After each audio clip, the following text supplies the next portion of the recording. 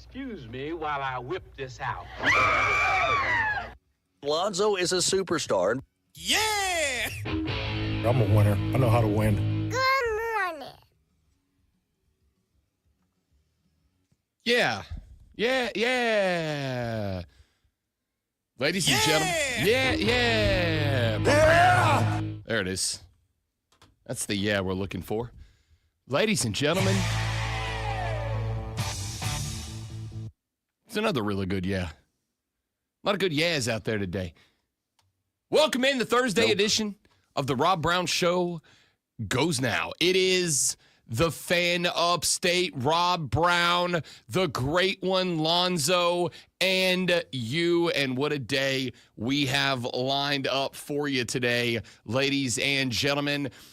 Like a Michigan State half-court shot, it's just madness up in here today, y'all. You didn't see the end of that game. You missed out on a good one. Wow, one of the few baskets that actually fell. Was that 58-50? 58-55. Wow, that's a lot of points. Defense matters. I'm sure there was really good defense. Not a lot of I would love to, maybe I will look up the attempts. Defense matters, people.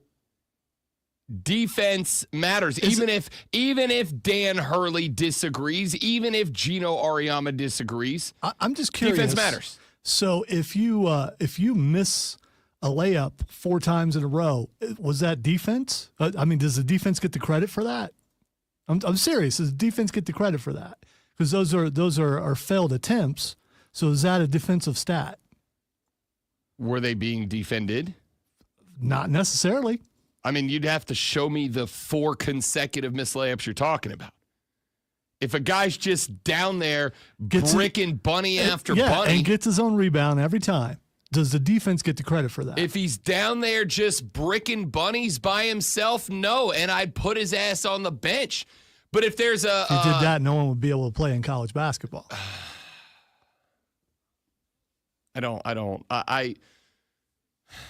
I'm really excited about March Madness with Lonzo, everybody. You were really prepared for me to not be here today. Just think of what you would have missed out on. I was not. I'm glad you're back after the fun and shenanigans we went through yesterday. I'm glad you're here. I'm just really excited about March Madness with the great one as we roll through America's second favorite sporting event, the March Madness tournament, with Lonzo in here trying to poo-poo our fun. I've been here since the beginning of this station doing this. So, and there's also the fact that I usually take that time off so I don't offend hosts, people. I like how he puts it as plural, like he's not talking directly about me. Oh, no, I've offended other people. I offend people just by the sound of my voice. You? Yeah. Stop. I know. Stop it. There's no more huggable person on the planet, but apparently I offend people. Whatever. We got a lot to get to on a Thursday, ladies and gentlemen. We got the lovely Lulu Kesson coming up at 8 o'clock. We'll check in with her, find out what's going on in the football and the basketball fronts of South Carolina. We got Rashad Beard, as far as I know. He'll be joining us at 8:40 to talk a little Carolina Panther football with us today on the show. We got at 9 o'clock, hating-ass Mario coming by. We'll talk to him. A little NBA talk as we're now officially on the backslide, second half of the NBA season.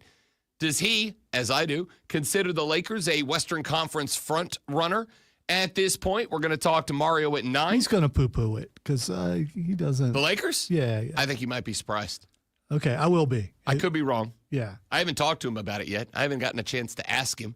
Why would I? Why ruin isn't the he fun? a LeBron hater, if I recall? I could be wrong. I don't think he's a Braun hater. My head is muddled with snot, so I could be absolutely wrong. I don't think he's a Braun hater, but we'll find out at 9 o'clock when he joins the show live. Mario Heron, NBA analyst for the BetMGM Network. Looking forward to that.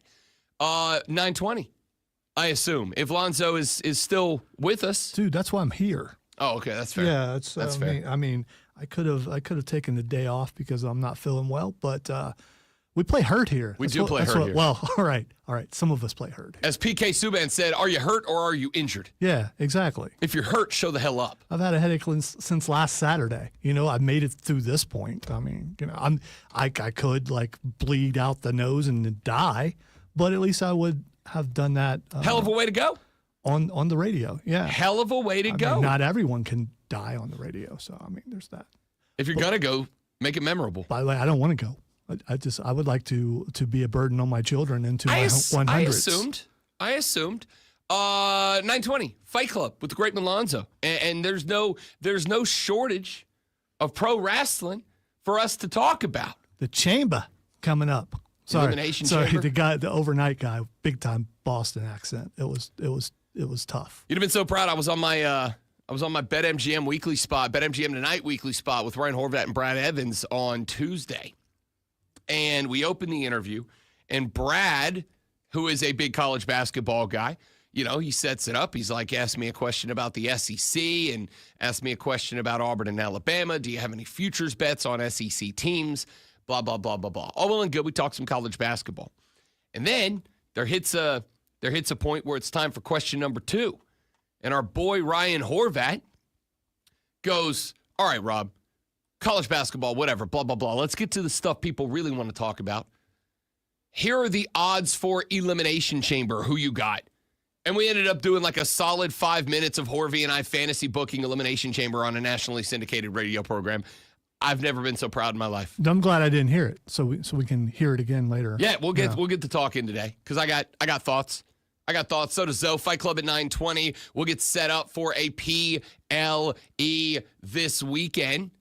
We got to get some NFL in here, and this is going to be both an item on the water cooler cheat sheet 1 hour from now and something we're probably going to do multiple segments about today because there are some changes potentially coming to the National Football League this year.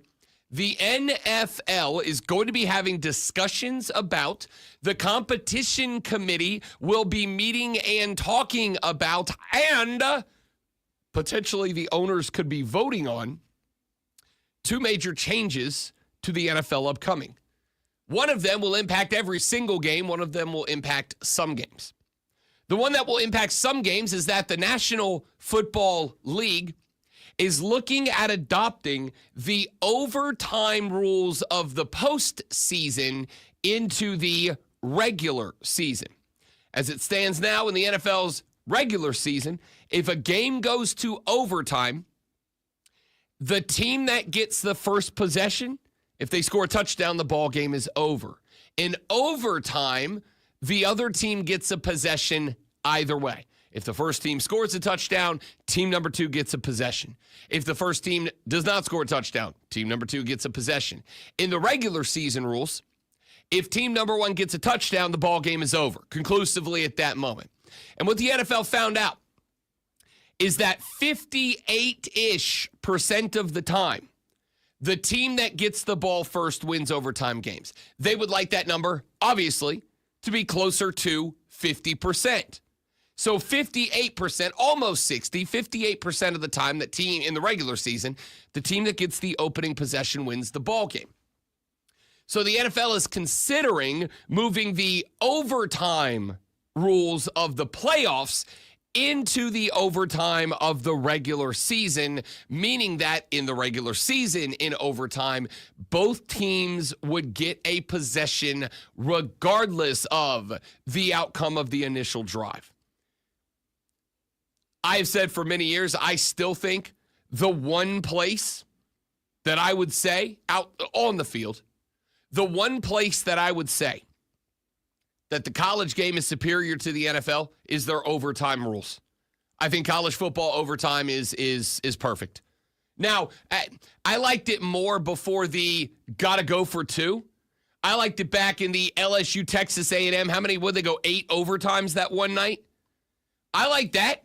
I like just firing back and forth at each other over and over until somebody screws the pooch. So you're not that guy who's going to be unhappy no matter what. You're not going to find a flaw in anything that they do. You wouldn't be that guy That's good. Yeah, but it would if it was this though, it would be better. You're not that guy, right? I mean, I'm not the czar of football yet. I got high aspirations. One day I should just be the president of football, just the president of American football. But I'm not there yet. No, not necessarily. I think the college game is very close to having a perfect overtime. Set the ball on the 25, line it up. Let's play football and see who's better. Set it up at the 25. Let's run it back over and over until somebody makes a damn play. I don't like the NFL system. I just give me college football and let's go. Now, if you're going to go with the NFL system, okay. But as previously stated, I do think that teams should alternate possessions until somebody does not accomplish what the other team does. If Team A scores a touchdown and they give the ball to Team B and Team B scores a touchdown and then they give the ball back to Team A and Team A scores a touchdown, they are now 2 for 2 in 2 possessions. Team B is 1 for 1 in 1 possession. They did not get the same number of possessions to produce the same equal outcome, and I don't think that's a good idea. Part of the reason that I think the college game overtime rules are superior is because there is no way to say it is unfair. Both teams are, by definition, getting equal possessions for one of them to produce a superior outcome. I'm curious, how many heads will explode, including your own, if college football decides to go with the NFL way and change the way they're doing overtime, since college football is basically NFL light now, and they want to prepare their players for how it's going to be when they get to the NFL, so they've decided to change it to the same way the NFL does it. Genuine question. Why would the NFL give a damn about preparing players for the NFL? No, you mean college football. I mean, why would yeah, that's fair. Why would college football change their game to prepare kids for the NFL? That doesn't benefit them at all. That didn't help them at all. If there was some impact. You're right. I'm not. I mean, if I'm a coach or a team or a college, I don't go, hey, I'd put a bunch of players in the NFL. Oh, wait. I didn't say coaches. I didn't say coaches in colleges. I said the rules committee of college football. Why would the college football rule makers care if college football is helping the NFL? They don't have a reason to. They have a product that I think they do. Let's start with this. Let's rewind the conversation back to a part that I did not get your thoughts on. Do you agree that college overtime rules are better? For safety reasons, I don't know. Forget safety reasons. All right. If there's, in terms of football. If I don't care about whether people are tired and get hurt, yeah, they're fine. Okay. Yeah. I do prefer them. But in the NFL, where it's so hard to score back and forth in some games, those guys could be out there a really long time just going back and forth, which could potentially put them in danger. I mean, playing football puts you in danger. It does. If you're worried about fatigued football, you got a better chance of getting hurt. Without getting into all of the extras about it, I think the college football overtime rules are dramatically superior to the NFL's, either the regular or postseason NFL overtime rules. I think the college games overtime rules are remarkably superior to the NFL's.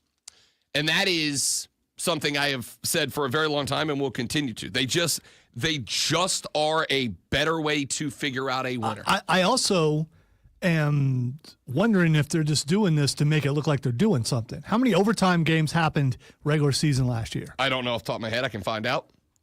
I would guess there was probably 10 or fewer, though. No, I'm going to go with 2 at the most. No, I think there were more than that. Let's see if we can find out how many overtime NFL games in 2024. According to our favorite Showtime researcher, ChatGPT, during the 2024 NFL regular season, there were a total of 16 overtime games. 70% of all games were within one score in the fourth quarter. 16 of them ended up going to overtime. So what they're doing, this is what politicians do also, is let's fix something that no one's saying, hey, you need to be fixed, just so it looks like we're doing something. No, I disagree. You have a situation in a highly competitive game. And I disagree with the senator across the board from me who's just disagreeing with me to disagree. 70% of all NFL games last year, according to ChatGPT, take it with a grain of salt. I haven't done the math, and I don't want to. 70% of all regular season games were within 8 points in the fourth quarter. So one score, one possession game. 70% of all games. In a league where with great regularity, divisions come down to a game. End of the year, there is a game separating teams at the top and bottom of the division. Getting overtime correct, to me, is kind of a big deal. 70% of games are one score away from being an overtime game. 16 overtime games. Now, I will say this, and I may very well do this after the show today. We'll find out. I am curious as to how many of those overtime results had a division-defining result to them or division-defining outcome. As in, a team had you flip this overtime result the other way, would have gotten to the playoffs. I don't think there's more than maybe 3-4 of those overtime games. But that still matters. Why would we not want to get it right before it becomes a problem instead of after? You're right. There's been an outcry throughout the league that it needs to be fixed. Well, then what is your issue with the change there? Like, what's your problem with them doing this? Again, it's busy work. It's let us look like we're doing stuff when there's other things that could be fixed. Like what? What's a priority over this? Well, if I were coming from your point of view, referees. Oh, don't worry. We got a tech argument coming up in the very next segment. No, we don't. Yes, we do. I'm just here to say you were right. That's the reason. I mean, I could be at home sleeping right now because I don't feel well, but because I saw the reports and I'm here so it's no fun gloating when you're alone, even though I can't see your face. I disagree. But it's more fun to gloat when there's someone else in the room. That is true. I mean, so because in honor of your birthday. I wanted it's not my birthday. Right. So. It was yesterday.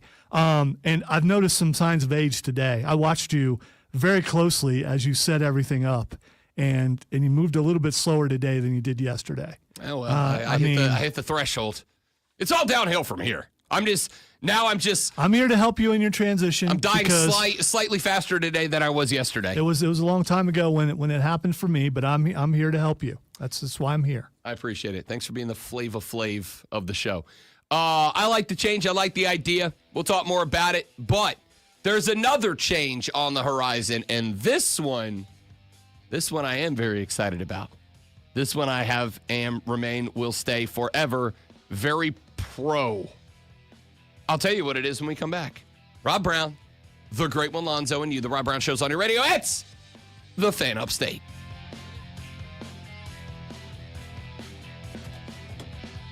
Oof. Good morning, everybody.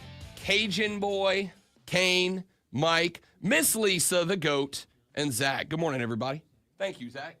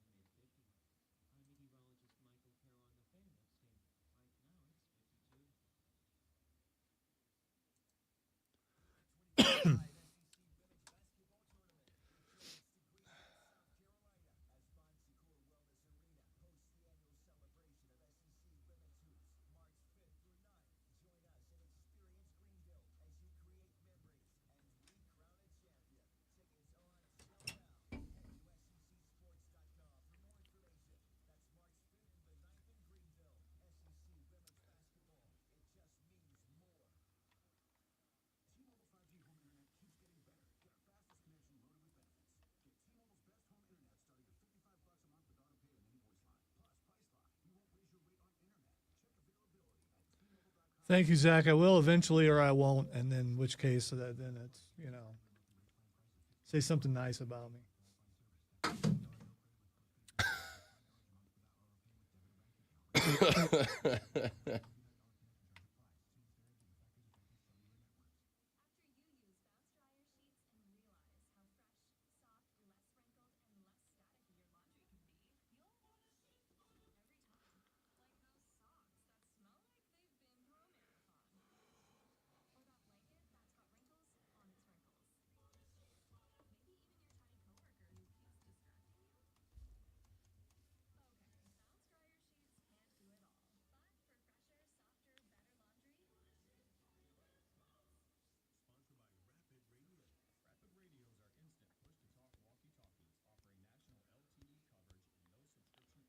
So 40 candles, or are you just deciding, no candles at all? I can't, no cake, no nothing. My are you my no longer mom celebrating? My mom came into town to surprise me for the 40th, and we went to Sassafras downtown yesterday.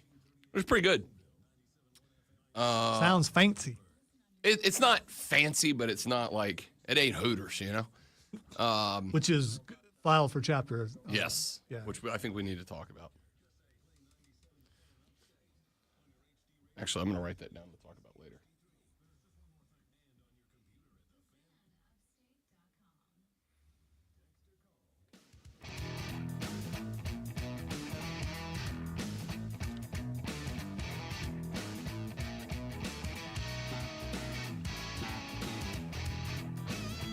The Hot Rod Brown Show continues. Rob Brown, the great one, Alonzo. We are talking about the rule changes that are being discussed by the National Football League. Troy Vincent, the NFL's Vice President of Football Operations, said yesterday that there are two primary rule changes that are up for adoption this year. Number one is the overtime rules in the regular season. The discussion right now, as we talked about in the last segment, so we won't hang on it, is that the NFL is looking to potentially change the regular season overtime rules to match the postseason overtime rules. As it stands, in the regular season, Team A gets a possession. If they score a touchdown, the game is over. If they do anything else, Team B gets a possession. If they outdo whatever Team A did, the game is over. If they match whatever Team A did, then play continues, and effectively the next score wins. In the postseason overtime, Team A gets a possession, and no matter what happens with Team A, Team B gets a possession. If they match Team A, play continues, next score wins. It's golden goal after that. If they outdo Team A, obviously the game is over. The new rule would be moving that system into the regular season. There is something else that is up for grabs potentially during this offseason. No, we're not killing anybody else off. The discussion that is up for grabs now is the potential enhancement of the virtual ball spotting system in the National Football League. Here is what we understand is on the table right now. The NFL said yesterday, Kim Fields, Esquire, said yesterday that the NFL has been working on, in the background over the past couple of years, a virtual ball spotting system. Effectively, much like baseball with their automated strike zone, they have been working on technology to give a 3D rendering of exactly where the ball is at the moment that a runner is down. Now, they have not gone into the great technical detail that I hope that they will, and I'm sure will begin to be reported when the owners start meeting next week and this goes on the table for a vote. I genuinely, just out of sheer curiosity, would like to know what they're using. With baseball, we know we have the Hawkeye system. We know how that works. We can see it in action. You can go on YouTube, and there are videos breaking down this technology and how it works and where it is in the stadium and how it operates. It's very sciencey, actually, and I'm all in on it. I don't know the technical details of the ball spotting technology, the virtual measuring system in play for the NFL. Why don't you call Tootie up and see if she'll tell you what it is? Tootie? Yeah, that's who she played. Miss Kimberly Fields Esquire. Yeah, that's who she played in the. We should try to get Kimberly Fields Esquire on the show. I'm in. I'll do that after the show. I'll see if we can make that happen. That's a good call.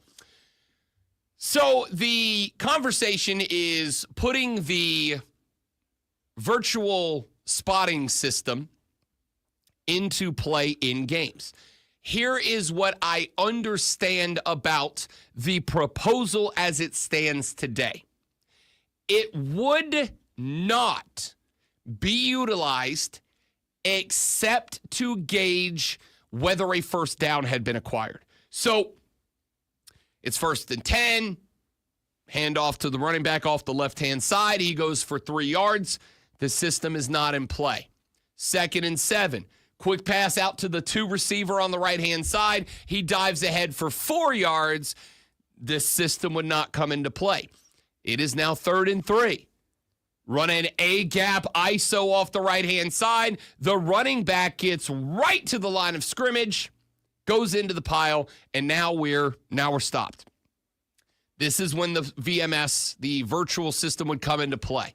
This system would then send a alert of some type. And again, I don't know if the refs will have a little Palm Pilot or a little Google Watch or a little buzzer in the ear or what. But it would send a signal to the officials that would say it is a first down. The sideline refs, the linesmen, would still be in charge of spotting the football. They would still run down the sideline with the ball carrier. They would still find the spot. They would still run out doing the arm wave. I don't understand. Or the arm wave. I don't understand something. So it's only going to be used for first down, so they trust the human eye to spot everything else, but except for the first down. No, what it is, there's a bunch of bleeding heart liberals out there like you who are like, these poor referees going to lose their jobs. Yeah, no, we're not even talking about that, and I'm not offended by your statement because we all know it's not true. What I'm saying is, as far as consistency goes, why are they not using it every time? Genuinely, this part is not a joke. Because of you. Because of people who see this and they go, I like humans being involved. I like humans being in charge. This is a very slow rollout of what I fully believe will one day be fully automated ball spotting technology. But they don't want to go 0 to a gazillion and just go today. We're automating it entirely. Yeah, because it looks like, we trust you except for when it counts. That's what it looks like. Hey, if you're going to do it all the time. I mean, so, if we're gonna go to this, let's go to it the whole way, not only partially. You saying that to me like I'm not on board for it. I agree entirely. Because it looks suspicious or wonky or weird or whatever, only doing it during that time. So it basically comes down to the old metaphor of if you drop a frog. Hey, I know I'm going old man metaphor here. Stick with me. You mean doing the old man voice? That'll feel better. If you drop a frog into a pot of water and it's boiling, the frog's gonna jump back out. As somebody whose family cooked frog a lot, I get it. Okay. If you drop a frog into a boiling bowl of water, it's fair. It's a good metaphor, though. All right. This metaphor has been around for a gazillion years because you can't come up with a better one. All right. If you drop a frog into a pot of boiling water, that frog goes, ah, and it jumps out of the pot of boiling water. Now you got to go catch a frog before you can cook him up and get him boiled up and fried or whatever you're doing, okay? But if you drop a frog into a pot of room temperature water and then you start increasing the temperature a degree by degree until it gets to cooking temperature, that frog doesn't know the change until it's too late. Until I got some delicious frog legs. I know we don't want to go off here, but has anyone ever tested that? I know it's been said like millions of times. Has anyone said, you know what? I don't believe that, and went and got a frog and tried it? So we're just trusting that works that way. Are you saying my grandpappy's a liar? Are you saying Grandpa Brown was a damn liar? I am saying. Is that what you're saying about his frog boilings? I'm saying that Rob Brown is a trust but verify kind of guy who goes. You want to do some science with some frogs and boiling water? Hey, we can get an LED. We got a stove downstairs in the kitchen. We do. We absolutely do. Somebody bring me a bullfrog. Not only do we get to do science, then we get to have lunch afterwards. Pretty good day. Pretty good day. You ever cooked frog before? I like some frog legs. I've had frog legs, but They're delicious. You hear stuff like that and you just automatically believe it. And I want to know who's the last person who tested it. I have not. Some Cajun lady down there in Appalachia, Louisiana. Her name is Glenda. I don't know. No, ain't no Cajun ladies named Glenda. All right, ain't none. There was like an Ethelda down there. My grandmammy's name on my mama's side was Myrtle. We called her Tiny because she was about 4'2" and would whoop your ass. Yeah, you don't want to. You don't want to mess. You don't want to mess with Myrtle. Myrtle Revere. You don't want to mess with Myrtle Revere. My mom's only slightly taller than that, and I can agree with you there for sure. Myrtle Revere was the only woman that I have ever been truly and genuinely terrified for, and you know when that ass woman was coming because she start talking French right before she got to you. Like she walks in the room and she starts talking French.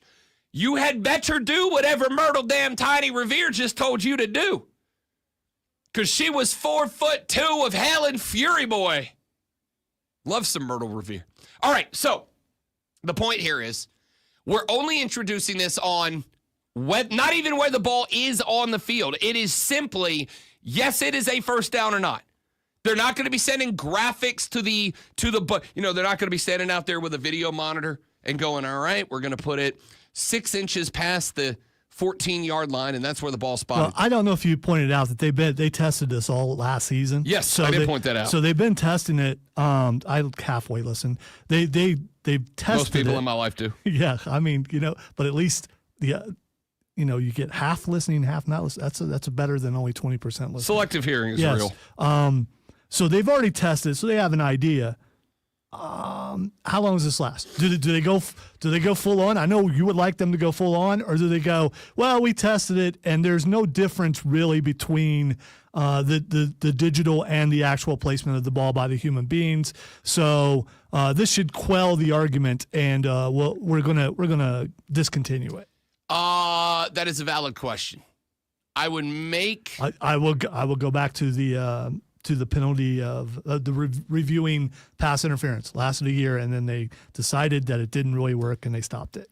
The interesting thing about that, and I think we're going to be on this for a hot minute, and that's okay because it's a big deal. Again, this is cranking the water temperature up towards the boiling point of we're just automating officiating now up by 1 more degree.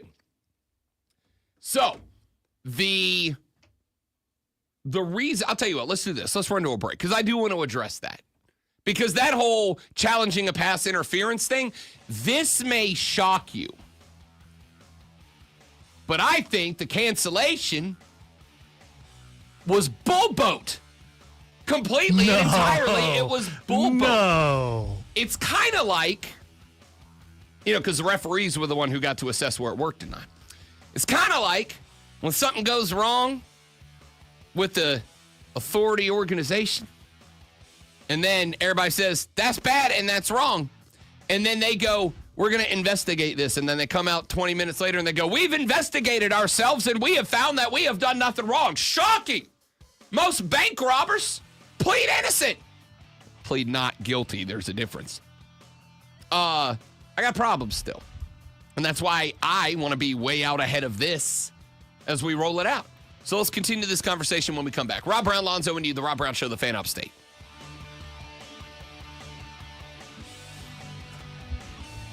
The frogs in falling water was actually a scientific experiment. They also experimented on frogs when they put. Kane. I asked you to not Kane. read it, didn't I? Kane. Because we don't need to get into. I worry about you, Kane. Yeah, it's like Lovingly. I've got an extreme migraine. I can't even say the word migraine. I have no idea what he's talking about. But anyway. It's turning the freaking frogs gay. It's one of my favorite internet memes of all time. Okay, see, I don't know that meme. You don't know the turning the freaking frogs gay? No, meme? I do not. It sounds pretty funny though. It's Alex Jones. Is it? Yeah. Okay, all right. A number of years ago, he did a whole ass rant on his InfoWars shirt. Yeah. Believe it or not, The chemicals they were put in the water were turning the freaking frogs I think gay. you're starting to find this out. Is that not everybody ascribes or subscribes or whatever to what everyone else says because they're in the same political party. Turning the freaking frogs gay. I don't know that that's not true, but I don't know if I'd be able to tell. And I'm not watching frogs that closely. I don't think I'd recognize a lesbian frog. Because I got to be honest, I'm not quite sure where frog genitalia are. And I am not going to go looking for frog genitalia. I'm definitely not looking it up on I'm the gonna go work ahead and say internet. That's probably a sentence nobody's ever said. Yeah. I mean, Could be wrong. in order to know the sex of the frog, unless spots have something to do with it, I don't know. And you would have to check out the genitalia. And I dissected a frog in biology too. I don't remember if it was a girl frog or a boy frog. It was a dead frog. Well, if you were dissecting live frogs, there'd be movies about it. It was my high school, so it was definitely a fair. possibility. That is also fair. Fun part's the stabbing. Fun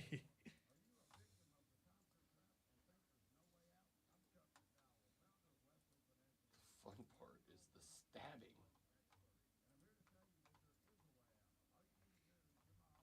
Teaching you life lessons. How to survive.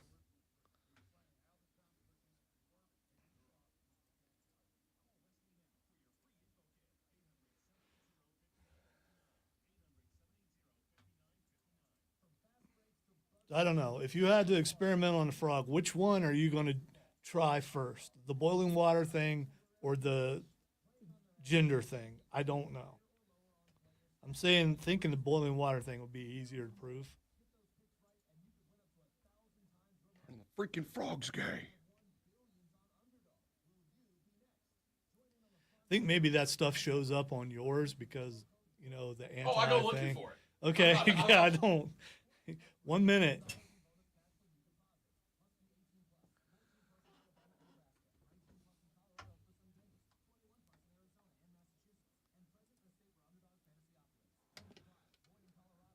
I am comfortable saying Alex Jones is a freaking weirdo, and it cracks me up.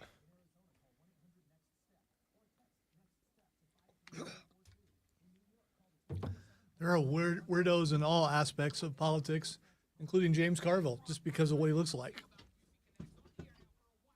He's an odd-looking fellow. You're putting James Carville and Alex Jones in the same sentence. I'm anti-politics. I don't want. I obviously I have a side, but I don't want to fight about it. I don't. I'm fighting. Alex Jones is. I may joke every once in a while, but I don't. Alex Jones is free entertainment. No, his entertainment cost him a lot of money. Okay, that's Yeah, fair. yeah. So I do know about that. That is true.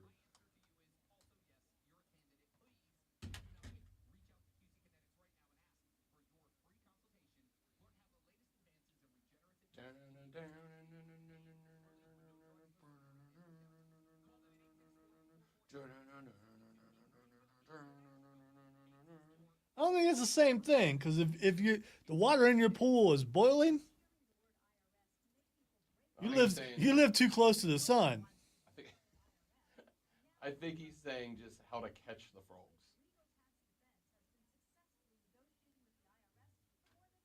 Oh, okay.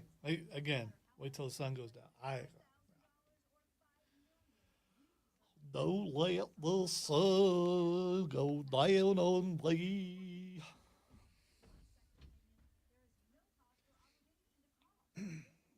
Yep, when I'm lashing in the goofy over here, I'm done. I'm fried.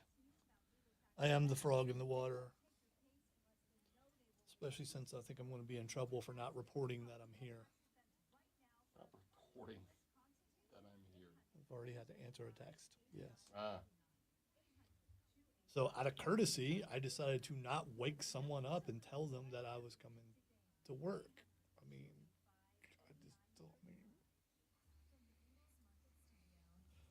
turn on the radio, man. We're worldwide, you know? You can tell if I'm here or not.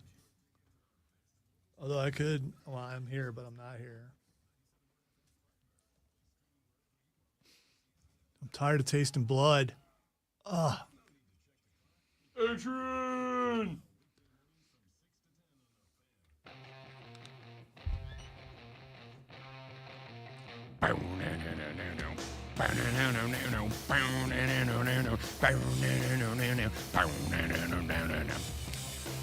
Were you playing it correctly?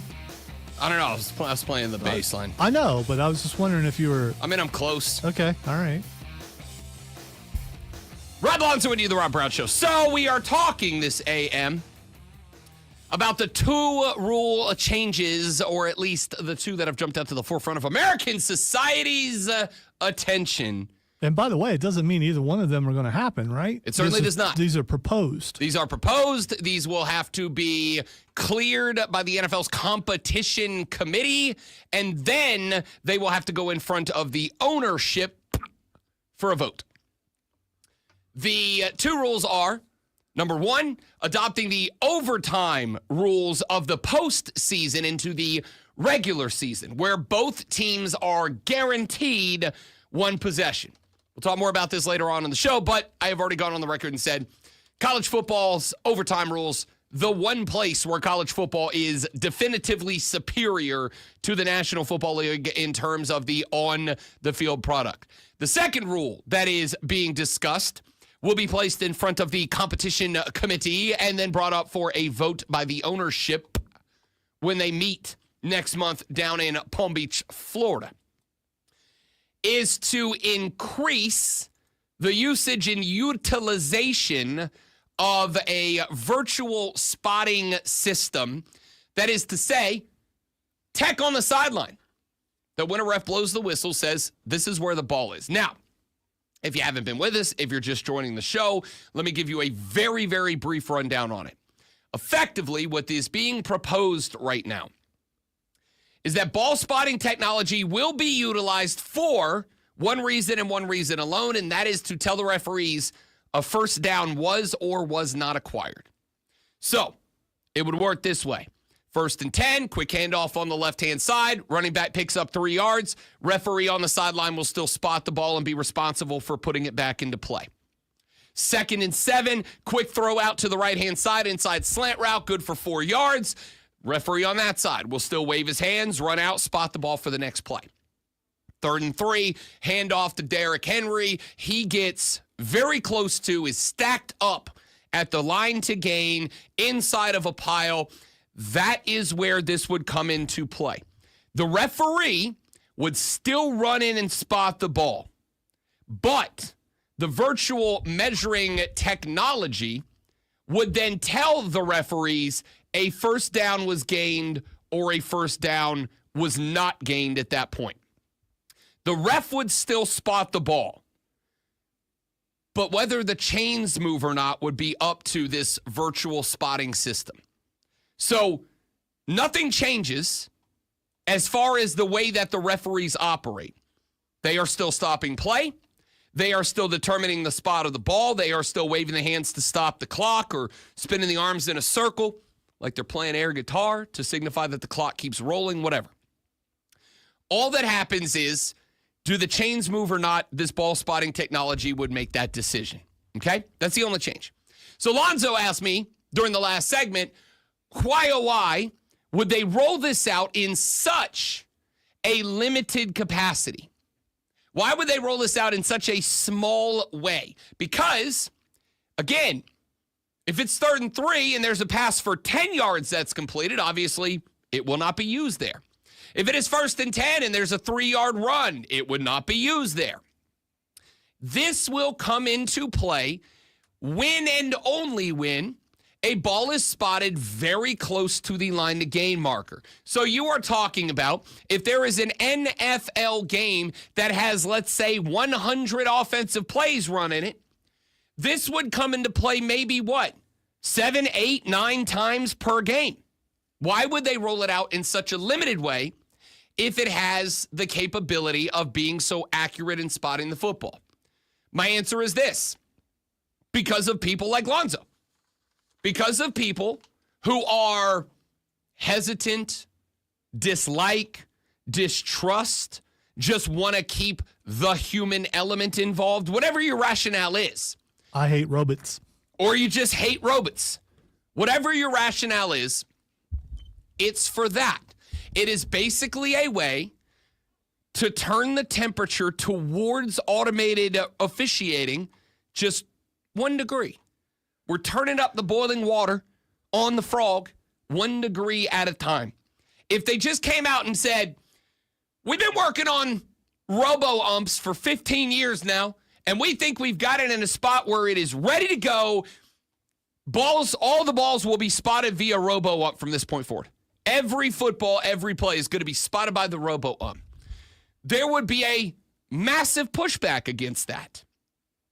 But if they do it just a little bit, then you might go, all right, well, it's not perfect, but hey, the side judge, he's still spotting the ball, right? He's still waving his arms and saying this is where it goes. All that's saying is, did the sticks move or not? Okay, we can tolerate that.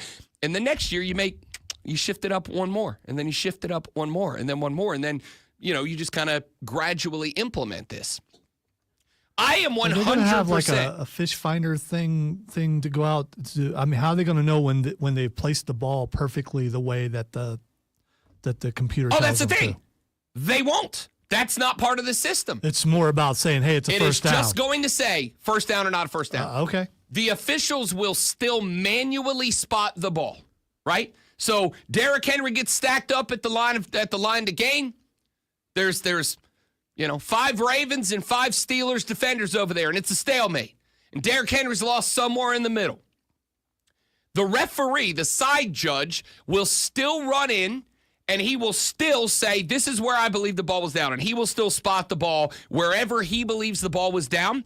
All that is going to happen is he will have a little wristwatch or a little Palm Pilot or a little buzzer in his hat or on his waistband or whatever, and it will say first down awarded or not first down. Wait a minute. I get this now. This is to appease the people who want the tush push gone, because how many of those touchdowns or first downs that Philadelphia got were not really those?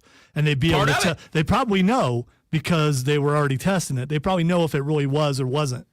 Will this eliminate that? Because you find out it wasn't nearly as efficient as it seemed to be, because underneath the pile, they're just guessing where the ball was. Now they'll know exactly where it is. So if it eliminates the tush push, some people will be happy.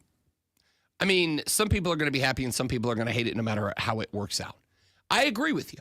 If they start implementing this tech, and it is provable, like if it gets to a point where this tech is correct enough that even those of you that like the human element, a.k.a. incorrect calls. Why do you make that so negative? Because it is. Because you hate humanity? No, because you like incorrect calls. That's it. That's not. I think incorrect calls are bad and correct calls are good. That's literally it. Humans play the game. Humans should call the game. No. Yes. Humans play the game, and if Derrick Henry gets a first down, he should be awarded a first down, and if the defense stops him from getting a first down, they should be awarded a fourth down. Well, nothing else. I hope this thing passes, because so we can have a sample of whether it works or not. And here we are at exactly where I wanted to be. Here is exactly where I wanted to be. Where I wanted to be was the anti-robo-ump guy on the show just said, I hope it passes so we can see if it works. Honestly, that's the step I'm looking for, because I know that I'm not going to get my way with full implementation of robo-umps as we move forward. I know that is not something that we're going to get a big sweeping rules change where tomorrow MLB, NFL, whatever is going to come out and go, we've done robo-ump works, we're fully implementing this across the board, and everything is going to be monitored, officiated, regulated by AI, robo-umps, whatever we're going to call it. I understand that's not feasible. All I need is, I just need a little ground. I just need a little bit of implementation. I just need a little bit. This is why I'm happy about Major League Baseball doing automated balls and strikes in spring training, because I have now been able to show you guys through 5 days of spring training. 5 days. If you have been following it at all, these challenges they are now down to about 14 seconds per challenge. It's so quick. Ball crosses plate, ump makes the call, catcher taps helmet, batter taps helmet, pitcher taps hat. The umpire goes, The pole will fail the field. Yeah, no, that's the worst thing you've ever done, and no idea what you just said. Call selfish to be challenged. Okay, that's closer. and he stands up, and he turns, and he looks up at the scores box. And then everybody in the stands looks out to left field where the Jumbotron is, and they put a little graphic up there, and it shows where the ball crossed the plate, and it just says strike or it says ball. And the umpire says, or, and we all know it was right or it was wrong.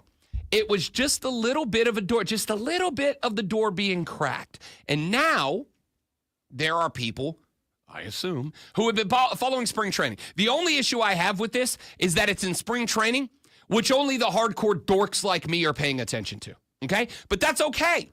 That's okay, because the old school hardcore dorks are the ones that have kept robo-umps away from baseball. And now they're getting a taste of it where they live, spring training, right? Where the hardcore dorks live, spring training, they're getting a little tasty taste. And what they're finding out is that a ball and a strike challenge is taking 14 seconds.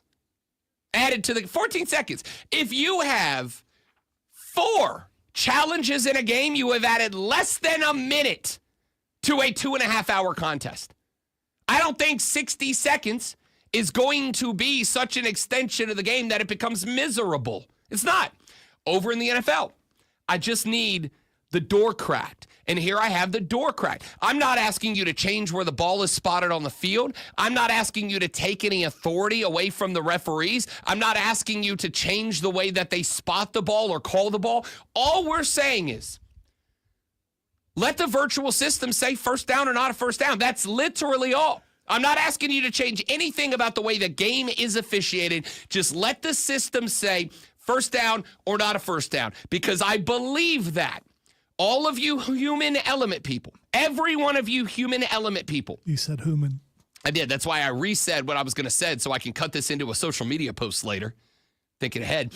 All of you human element people are going to see that this is a good thing, that it's not going to be a detriment to the game. It's not going to detract from the game. Baseball, we have added with 4 challenges a game, less than a minute to it, and we're getting calls where I have already seen on at least 3 occasions what would have been a 3-2 full count get erased and turned around, where a pitcher earned a K or a batter earned a walk on a review.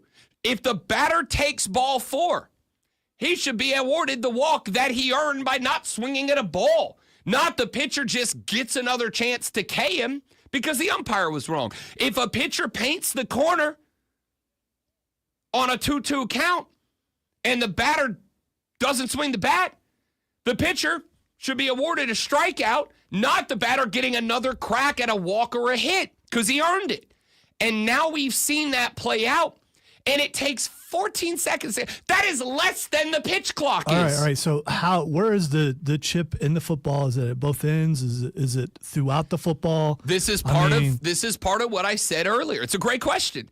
One of the things that I expect will happen between here and this rule going in front of the competition committee, one of the things I expect will happen between here and this going in front of the ownership group for a vote is a full breakdown on this technology. Full specs. We got the RFID chips here and here, or just here, or it's this and it's that. We got Hawkeye Tech in all these places in the stadiums. We've got them on top of the first down pylons. We've got them in the corners of the... I don't know. I don't know where any of that is. I think we're going to get a full technical breakdown of that. But what I would say is this. If you are a dude who is going to tell me that you are a yes or a no based on the tech specs, well, I just don't trust if they're here and not over here. I can at least work with that. But I also think you're full of crap, honestly. I think you're full of it. I don't think we'll hear any of the data that came out from last year, because unless they really want this implemented, if they do, they will show that it would have changed games.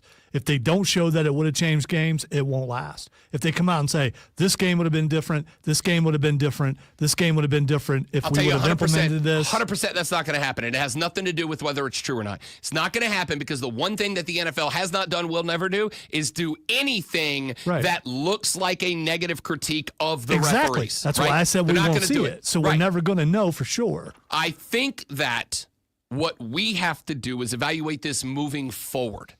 But the problem is we can't evaluate it moving forward unless the NFL actually puts it into play. And that's what the discussion is going to be. We'll talk more about that later on in the show. We got your water cooler cheat sheet coming up. Lulu Keston at 8 o'clock to talk Gamecock athletics.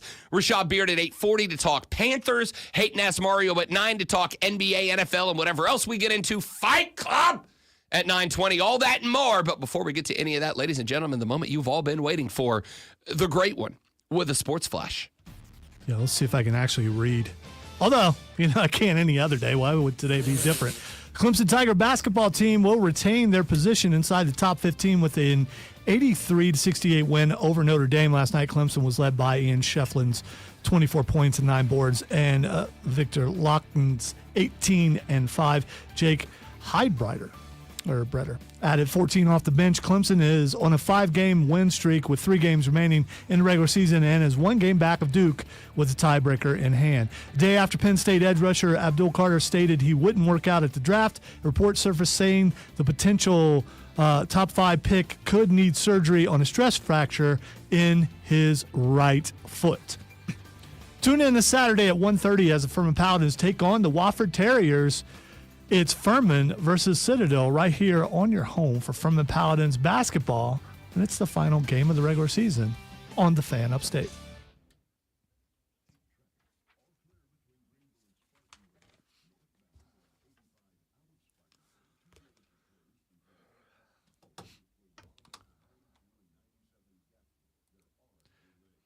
You ever feel like your nose is bleeding?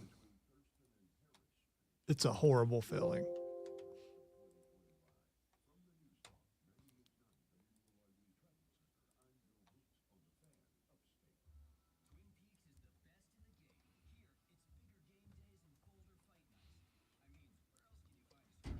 Probably won't look real good if I jammed a couple corks up my nose while I'm reading. Although it would sound like Rudolph, which would be kind of cool. She said I'm cute. Keep feeling like my nose is bleeding because I'm tasting blood and there's blood all back in my nose. The whole time I was reading, it felt like it was about to start bleeding. I know it's nasty. I know you're about to eat your biscuit. But if that biscuit tastes good, it's not going to matter what I say. And then like a hot biscuit, maybe a little honey on top of it. Well, the Kim folk make chocolate gravy.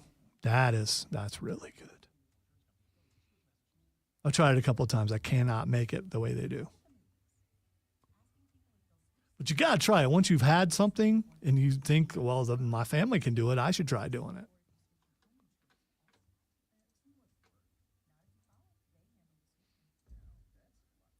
Must have too much Ohio in me and not enough Kentucky.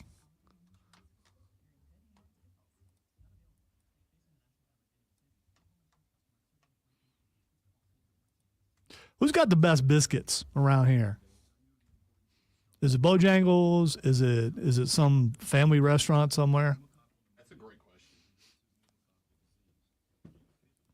I mean, we hear about hamburgers, we hear about hot dogs, we hear about tacos. We don't hear about biscuits.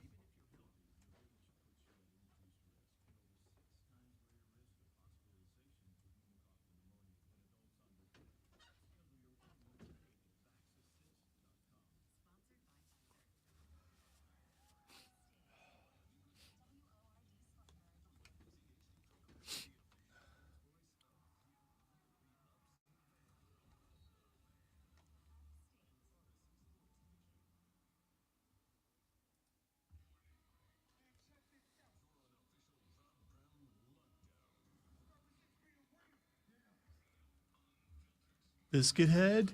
There's a place called. Biscuit Head's a good pick. This Biscuit Head's a sneaky good pick. Where is Biscuit Head? It's a franchise. There's a handful of them. Oh, I've never heard of it before. I don't Biscuit think. Head's a great pick.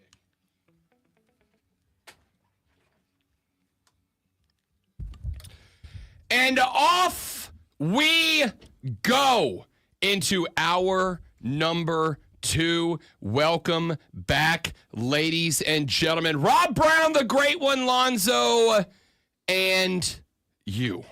Rocking and rolling through the foremost electrifying hours of sports talk entertainment that you are going to find anywhere, anytime, any day of the week.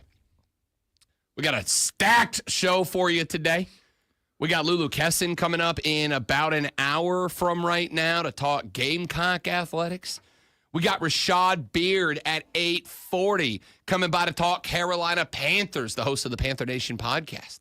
We got hating ass Mario Herron for the BetMGM network at 9 o'clock. We'll talk about some of the draft prospects that are going to be out there. Big news about Abdul Carter. We're going to get to that coming up here in just a few minutes. He is absolutely going to be on the Panthers draft radar. And we got some big news out of him that may very well shift the availability of Abdul Carter when the Panthers go on the clock. We'll talk about that coming up here in just a little while with hating ass Mario. 9 o'clock, then at 9:20. It's Thursday. You know what that means. Fight Club with the great one Lonzo, as we've got Elimination Chamber in the barrel for this weekend. PLE for WWE. We'll get into that and a whole lot more as the show continues. But it is 7:02 in the morning. It is 7:02 a.m. You are now less than 58 minutes away from having to get your happy little behind into the office. Sit down. Pretend like you're going to work. Pretend like you're going to actually be a productive member of society. But we all know what you're doing. You're waiting, anticipating for the opportunity to stand up, to walk down the hallway, to say it's time for that smoke break. I don't even smoke, but I'm dadgum sure going to take my smoke break. To go find Bill from marketing. Bill's a nice guy. Creative mind, and you know us creative types, we love some sports. Always will, always have. Go find Bill from marketing. Y'all are going to slip outside that back door, go to that one spot just around the corner where you know the security cam that the boss checks every hour can't see you, and you're going to talk sports. It's our favorite part of the day, talking sports with Bill. Well, you got to know what's going on in the world of sports, and if you got to know what's going on in the world of sports, ladies and gentlemen, no worries. Lonzo and Rob are here to help you out with this. Are you ready for the playbook of the peculiar, the almanac of the absurd, and the encyclopedia of the extraordinary? Well, you better be, because we're diving headfirst into the 3 top stories that will have your coworker saying, Girl, take their first bathroom break.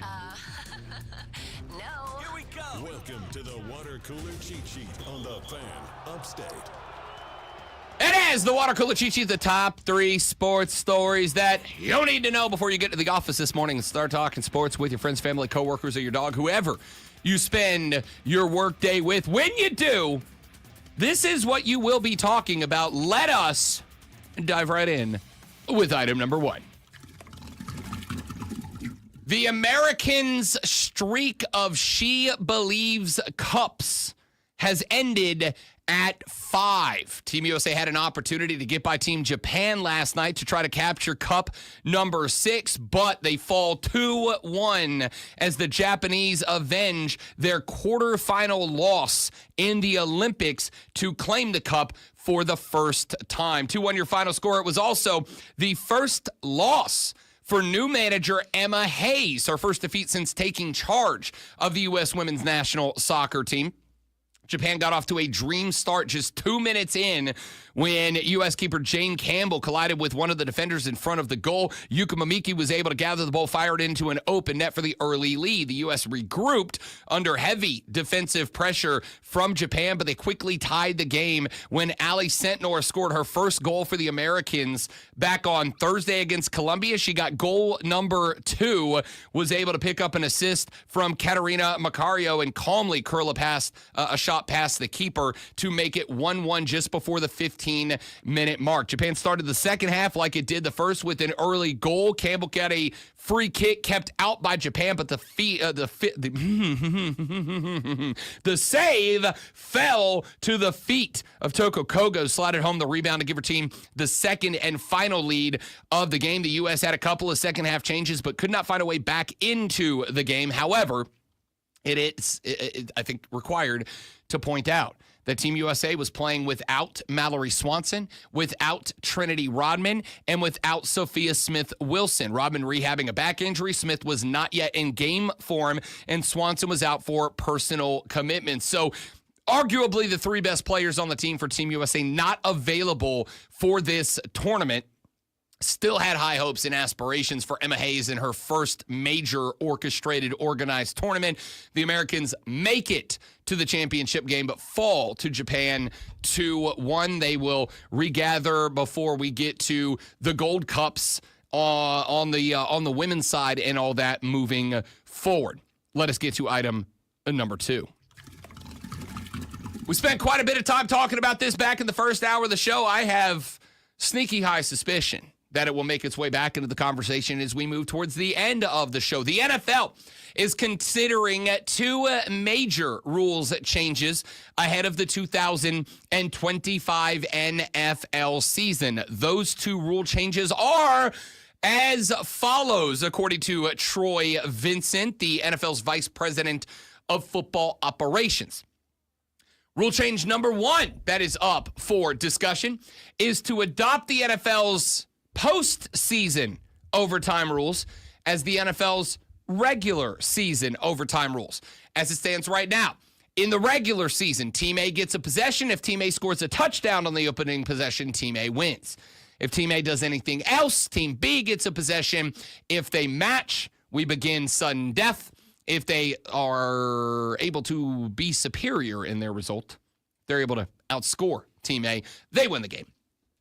That is not the case in postseason NFL play. In postseason NFL play, Team A gets the ball regardless of result. Even if it is a touchdown, Team B then gets a possession with the football. If Team B matches a touchdown, now it is sudden death. If Team B has a superior result to Team A, they win. If they have an inferior result, the game is over. The NFL is discussing moving its postseason overtime rules into the regular season, meaning in every NFL game that ends regulation in a tie, both teams will be guaranteed 1 possession. It is a step in the right direction. To me, as I've said a couple of times so far this morning and will continue to do so, the one place that college football is superior to the NFL is its overtime rules. I would love to see the NFL ultimately adopt college football's overtime rules. I doubt that will ever happen, but this is a step in that direction. Those 2 proposals will be in front of the competition committee sometime over the next few weeks. If the competition committee agrees that they are acceptable and commendable, then they will go up for a vote before the owners meet next month, or when the owners meet next month in Palm Beach, Florida. The second rule that is being discussed is an advancement in the virtual ball spotting tech, the virtual measuring system. Now, again, we talked a lot about this back in the first hour. If you missed it, you can go to thefanupstate.com, go to the podcast section, download the first hour of the show, and listen to it on demand. We got into this quite a bit. Like I said, probably going to come back up later on in the show. What is being discussed right now is for the NFL to begin utilizing the virtual measuring system next year in regular season NFL games. It will not replace side judges. There will only be one aspect of the game where the virtual measuring system, the VMS, will come into play. The only thing it will be responsible for, according to the rule change that is being proposed, is awarding first downs on close spots. Did he, didn't he? Right? Talking tush push. We're talking Derrick Henry getting stacked up at the line to game. We're talking about Patrick Mahomes scrambling out to the right side, making a run at the sticks, and getting right up to the line. And we got a little contention about where the ball was when he was whistled out of bounds. The only thing this virtual measuring system will do is say, first down awarded, first down denied. Nothing else. When the play is blown dead, the side judge will still call whether the clock is to stop or continue to run. The side judge will still spot the ball. The side judge will still be in charge of putting the ball in the right place for play. The only thing that will happen is that the referee will have a little signaler on him, wristwatch, maybe a little mic in the cap like the pitch comm in Major League Baseball, maybe a little buzzer, little beeper on his waistband like we all had back in our middle school days. And that little buzzer or beeper or microphone or headset or wristwatch or whatever will say first down or not first down and nothing else. So those of you that are all worried about all these poor umpires and referees that are going to be out of jobs moving forward, even though I have explained to you many times they will not be, all of you that are worried about it, we're not. The side judges are still in charge. The only thing that this measuring system, virtual measuring system is going to be is utilized to determine if a close call at the yard of gain is a first down or not. Nothing more, nothing less. We'll see how it goes in year one. My suspicion is that those of you that are anti-Robo-Ump, I'm going to win most of you over with this. Can they change the name to index card system? Why would we change it to index card system? You don't remember the index card to check for the first down? Oh, God. Oh, Lord. Yeah, back when they just kind of arbitrarily put the ball somewhere on the field where the refs thought it was, and then we acted as if you needed a damn scientific laboratory to determine if it was my right or not. idea, but I think it's a great idea. Item number 3. Clemson's pretty good. Clemson's pretty good at basketball.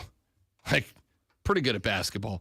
They get a 83-68 win over the Notre Dame Fighting Irish yesterday. 24 points and 9 boards from Ann Shefflin. 32 minutes of action out of the Chef last night. 24, 9, and 3 was his final stat line. Victor Lackett, 18 points and 5 boards to go with 5 assists last night for Clemson.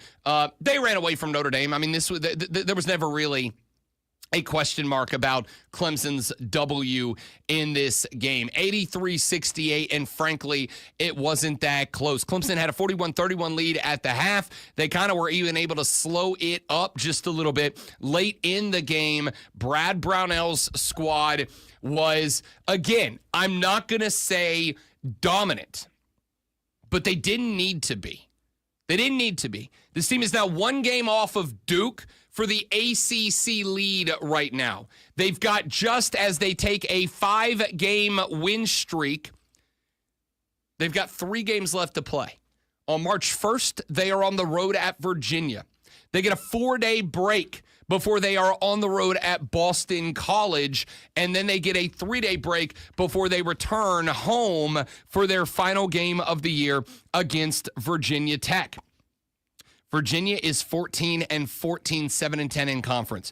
Boston College is 12-16, 4-13 in conference. Virginia Tech is 12-16, 7-10 in conference. This could not be a better finish to the season for Clemson. Not just because they have got effectively the bottom of the barrel remaining in the ACC, which is good news. It's also because Duke's got 3 interesting games left ahead of them. Duke's got a Florida State team that has nothing left but pride to play for. A team that Clemson beat by, 100 last week? Then they've got Wake Forest. Y'all, Steve Forbes is an interesting coach there at Wake Forest. The Demon Deacons are 19-9. That's not a bad basketball team that Wake Forest has put together. Duke's likely to win that game. But it's March, or it will be on March 3rd when they play each other. There's madness afoot.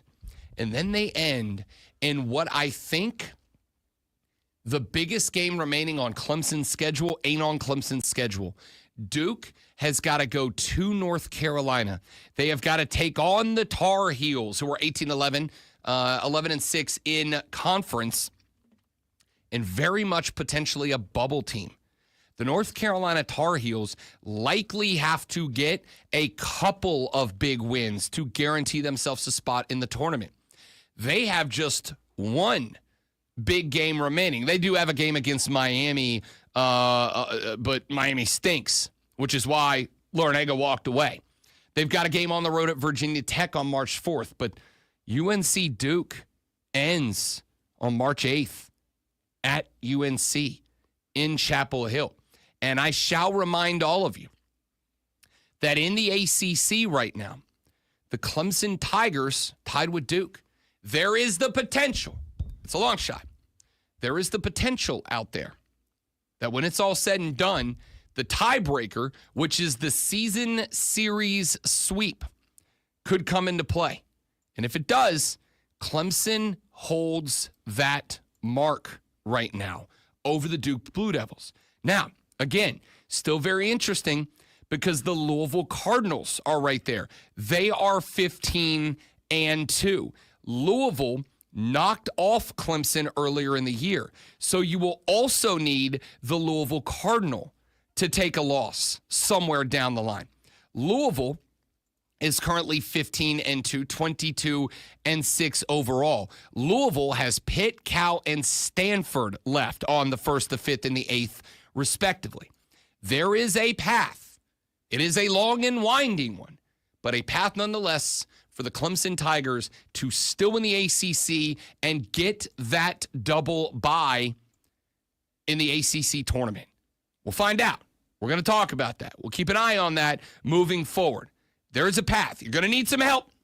Far from a guarantee, but the possibility's out there. All right, let's take a break. We'll come back here in just a minute. From right now, we got a lot of NFL draft talk we got to get to. We got a lot of NFL draft talk because Abdul Carter is back in the news. He is, without a doubt, I have to imagine, a top potential pick for the Carolina Panthers. We're going to get into what the news is regarding him and how it might impact the Panthers draft.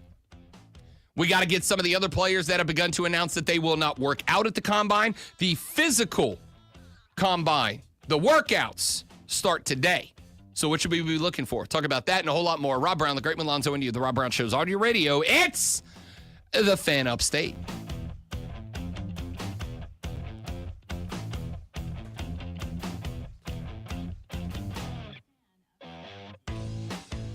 Kane, I'm not anti-labor union. I think you can have a very good, very strong umpires union without handing them all the power to dictate games.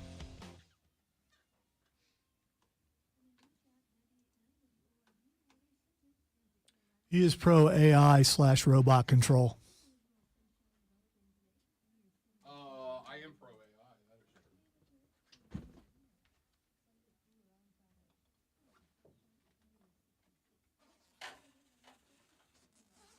Reason why the first robot was named Robbie. I'm just saying.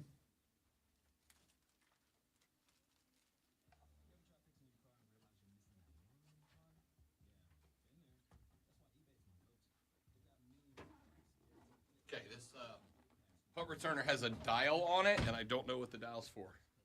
So I turned it. I wonder if thing is gonna. Wonder if It's this not is gonna. yours. Why are you messing with? Wonder if stuff? this is gonna like shoot the ball back out at me at 100 Well, you miles an actually have hour. to make a shot first. That's also true. That was a bad start.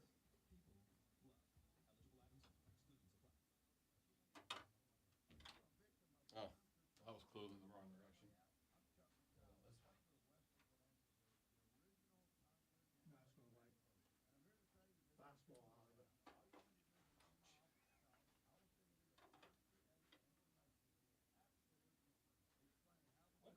See, you mess with stuff and you break it. It's not even yours. Well, I got real excited. Fine the way it was. You know, I'd tweak it. You don't like seeing what possibilities are?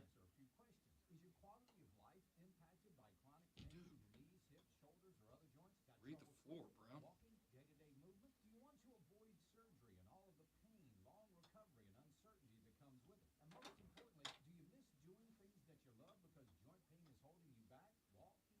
I got to get one of these for the house.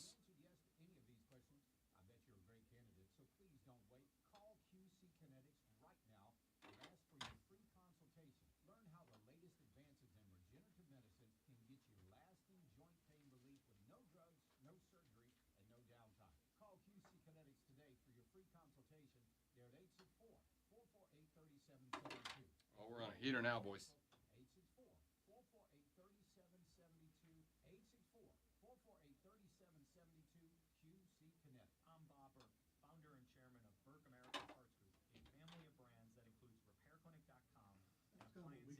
Yeah. I gotta walk all the way over here. Before AmericanEagle.com, we partially launched a new technology platform developed by another firm.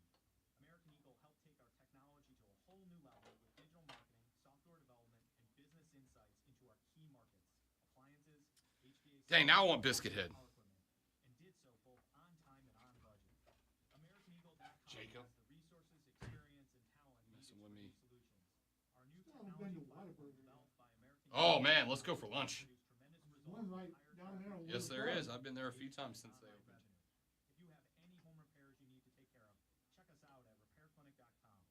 If you need a world-class website or technology project, then I would highly recommend AmericanEagle.com. So good that you just got excited.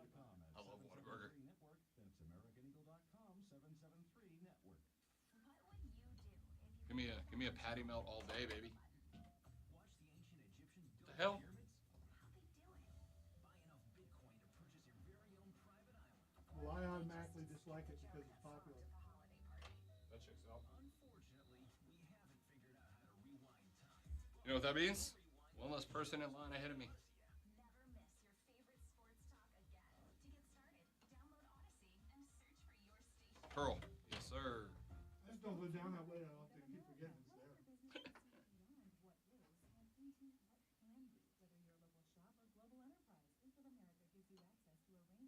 Wrong way to push that. Yep. We try to avoid traffic on Saturdays. It sucks to not make it back in time. Is the traffic that bad on Saturdays? On Woodruff, yeah. Listen on your phone, download the Odyssey app and search The Fan Upstate. There's a whole lot more to know about sound if you really want to go into the subject. Your smart speaker. Just say play 97 The Fan Upstate. On your HD radio. Oh, I overcompensated. Story of my life.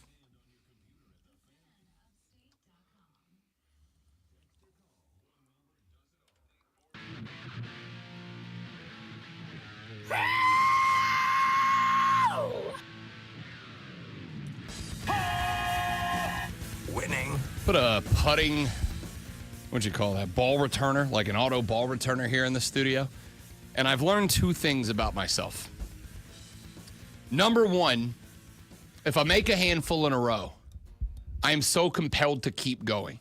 Number two, if I miss, I am compelled to keep going. This thing's a problem. I probably should get rid of it. The second thing I've learned is this. Except it's not yours. I mean, so you can't get rid of something. No, but that I should doesn't belong to say you. take it out of here because I spent that entire commercial break knocking down putts. You also set up the camera so people could see you make the Hey, putts. I how many times have I told you I believe in accountability? If I'm missing putts, I need to be shamed for it. I am made better as a person by shame. We all are. None of us here would shame you for any reason at all. Oh, you don't. You clearly have stopped watching the chat during the live streams. Very clearly. Which all of you, by the way, can join us on our live stream. Facebook.com/The Fan Upstate, The Fan Upstate on YouTube or Twitter. The Rob Brown Show on Facebook, on YouTube, or on Twitch. Come hang out in the live stream. Jacob's in here. Kane is in here. Zach is in there. Miss Lisa is in there. Everybody's in there. Texture said, Rob, you okay? You mispronounced Louisville. Yeah, don't encourage that because it gets longer every time, and eventually it's gonna last a minute. Challenge accepted. It's already so gross, and you just guys are making it worse. Well, to tell you, the people from Louisville are very demanding about how you properly pronounce Don't make their me their synonym. retaste my sandwich that I just ate. Just because we're talking about the Cardinals of Louisville. there. Listen, it's 7:25 in the morning. People are enjoying their eggs and their biscuits and their gravy and their hash browns. They don't need to hear that thing that you just did. I was talking ACC basketball. There's 3 good teams in the ACC, says Texter. Duke, Clemson, and Louisville. He said the rest of the conference is the bottom of the barrel. Don't disagree. All right. Let's get some more stuff in here, shall we? Because we've been kind of bouncing all over the place. Spent a good bit of time talking about the 2 potential rule changes taking place in the NFL. 2 rule changes that I am very in favor of. And we'll pick back up on that conversation a little bit later in the show. Abdul Carter, edge rusher, Pennsylvania State University, and a guy who, honestly, I could see being the number 1 overall pick. Like, everybody's dialed in on Cam Ward. Everybody's dialed in on Shedeur Sanders. Sure, it's a quarterback league. It would make sense that the 2 guys the most being discussed as number 1 overall picks are the 2 quarterbacks. Abdul Carter, I think, is got the potential to be a very special player in the National Football League. But we got a little news yesterday about Abdul Carter, the potential number 1 overall pick. He has a stress reaction in his right foot. We found that out yesterday during a medical test. And he has to decide whether he wants to have surgery or not. Or at least that's what his agent, Drew Rosenhaus, had to say. Rosenhaus said yesterday night in Indianapolis, Indiana, according to Alonso, according to Mario, the best sports city in America. I'll say, don't put that on me. I wouldn't dare. He said, quote, "There are mixed opinions on whether he needs surgery, and we will figure that out in the near future." According to Rosenhaus, Carter has 2 options. Numero uno, he could have preemptive surgery, which would involve having a screw inserted in his right foot and returning to being able to work out and running in about 8 weeks, which would set him up roughly around rookie minicamp time. It would also mean he would be missing out workouts between here and there. Okay. Option numero dos is for him to bypass the surgery, not have bypass surgery. That's a different thing. Bypass the surgery, conduct his pro day at Penn State on March 28th, and prove to NFL teams that he does not need a procedure. Carter, his family, and his agents spent Wednesday consulting with doctors to gather more information. Rosenhaus, he expects Carter to make a decision sometime this week, but Rosenhaus said, quote, "Worst case scenario, we don't expect this to impact where he is drafted." Of course, a player and his player's agents not expecting something to impact where that player will be drafted is entirely unexpected, right? Shocking that they would say, of course, they don't expect that. But they ain't the ones doing the drafting, is they? Nah. The NFL teams decide where he is ultimately going to be drafted. This is something that could very well drop Abdul Carter down into a range where he is perhaps in play for the Carolina Panthers. Or it might not. Here's what I'll say overall. If there is any world where Abdul Carter ends up dropping down to being available to the Carolina Panthers at number 8, you better snag that dude on the real quick, okay? I don't think he's going to. I don't expect it.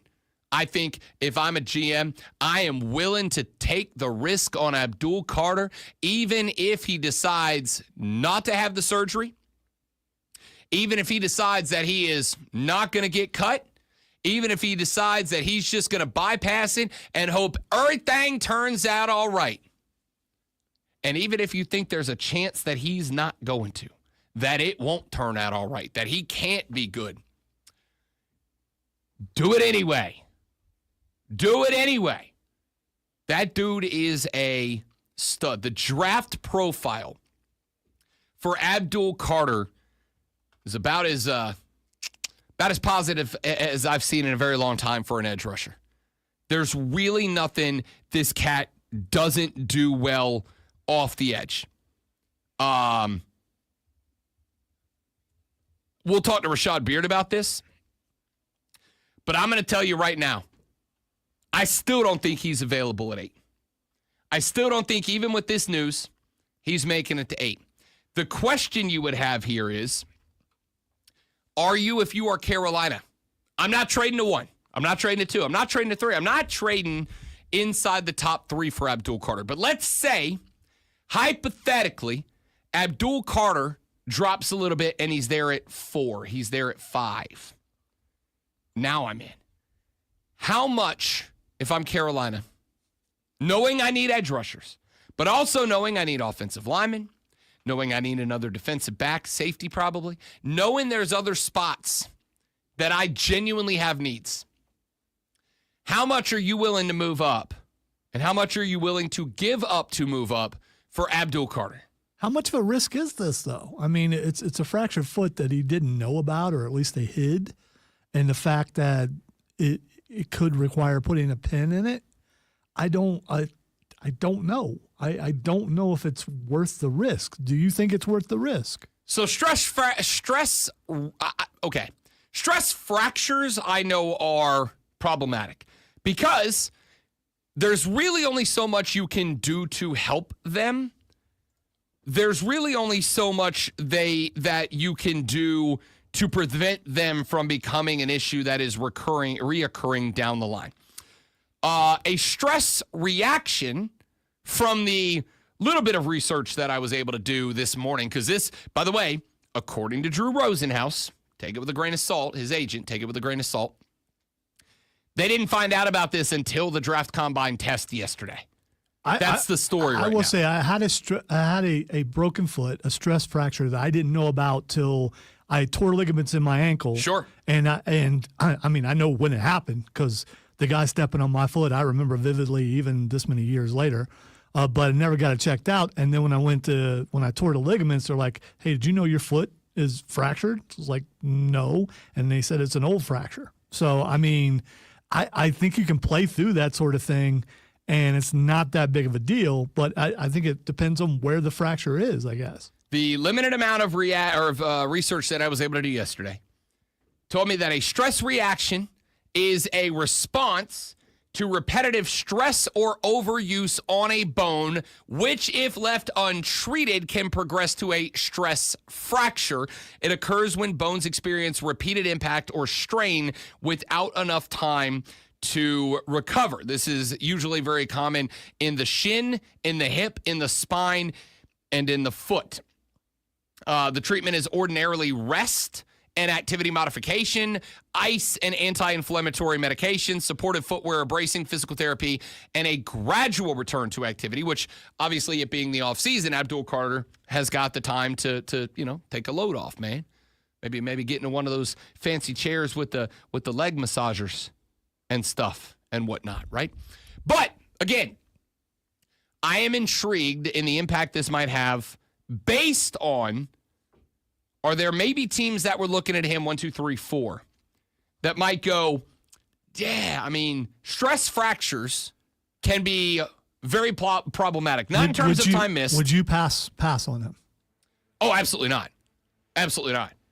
See, Absolutely not. I don't know. I would still be willing, and obviously this would be on the advice of not just my team physicians, but like every physician at the combine. I'd want to talk to every doctor that I could get in front of this cat.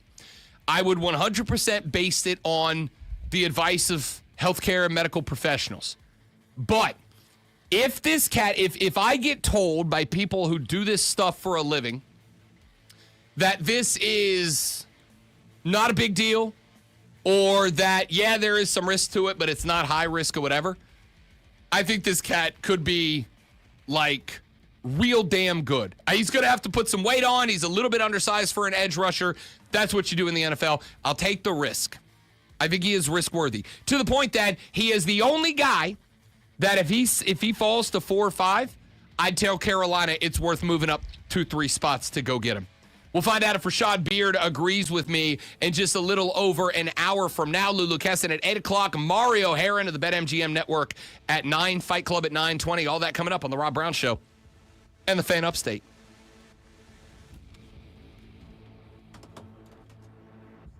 All right, guys, going to step away for just a minute. Y'all stay right there for me. Please and thank you.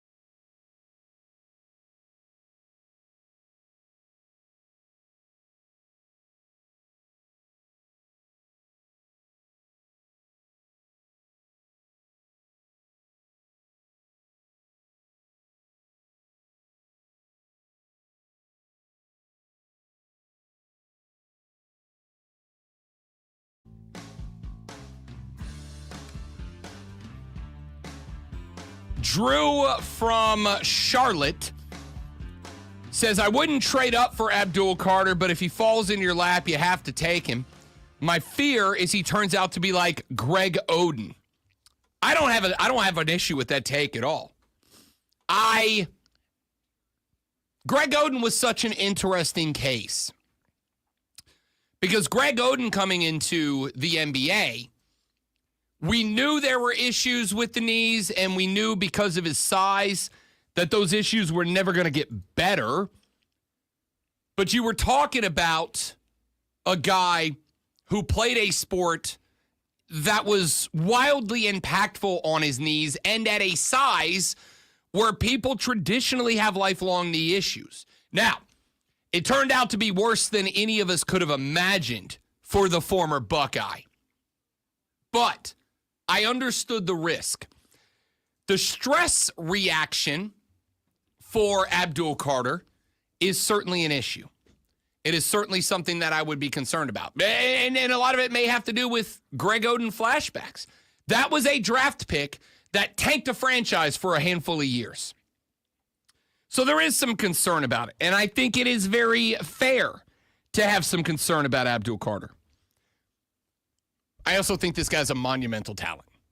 I am willing, if I am a Panther, if I am Dan Morgan, I am willing to probably go up 3 to 4 max spots. But again, it is also going to depend on the cost, right? Like, I don't know that I'm willing to give up 4 or 5 picks for him. I don't know if I'm willing to give up a first-round pick next year for him. I'd think about it, is all I'm saying. I think this kid is going to be one of the most successful draft picks out of this field, out of this crop, provided he can stay healthy. And obviously, right? Like, obviously his health determines whether he's going to have a career or not. I'm telling you, if this stress reaction is something that ultimately does not impact the guy, I think he's Hall of Fame caliber. I don't feel as strongly about him as I did Jaden Daniels last year, but it's pretty close. I think this kid has the potential to be a bona fide Hall of Famer long term. He is the fastest off the ball that I have seen out of edge rushers in the last few years. The guy's reaction speed and his burst off the snap is as fast as I have seen anybody. This dude has athletic talent as an edge rusher that, you know what else I can do with him? I can stand him up and play him in an outside backer. I do think that he will probably need to bulk up a little bit. He plays at 250. That's his combine weight is 250, which I think is about the most accurate reading you're going to get. Showed up at the combine at 250. If you want to make him a consistent on the line of scrimmage edge rusher, I think you probably got to pack another 10 pounds of muscle on him. I think you got to get him to like 260. I think he can play at 250, but I'd probably feel more confident playing him at like an outside backer. And I do think he's fast enough. But there is only one concern that I have about Abdul Carter. There is only one element of his game that I worry about as we are now in officially scouting mode. The one aspect of Abdul Carter's game that I have a concern about is that when he edge rushes, he wants to engage in contact, which isn't inherently a bad thing. The problem that I have is that his hands aren't as fast reacting to an offensive line block as I'd like him to be. He's the first guy to contact when the ball is snapped. He is going to beat every other edge rusher to contact, which means he's going to be the first guy to provide a threat as a rusher. But he's not exceptional in his ability to see where an O-lineman is going to punch a hand and get rid of it, right?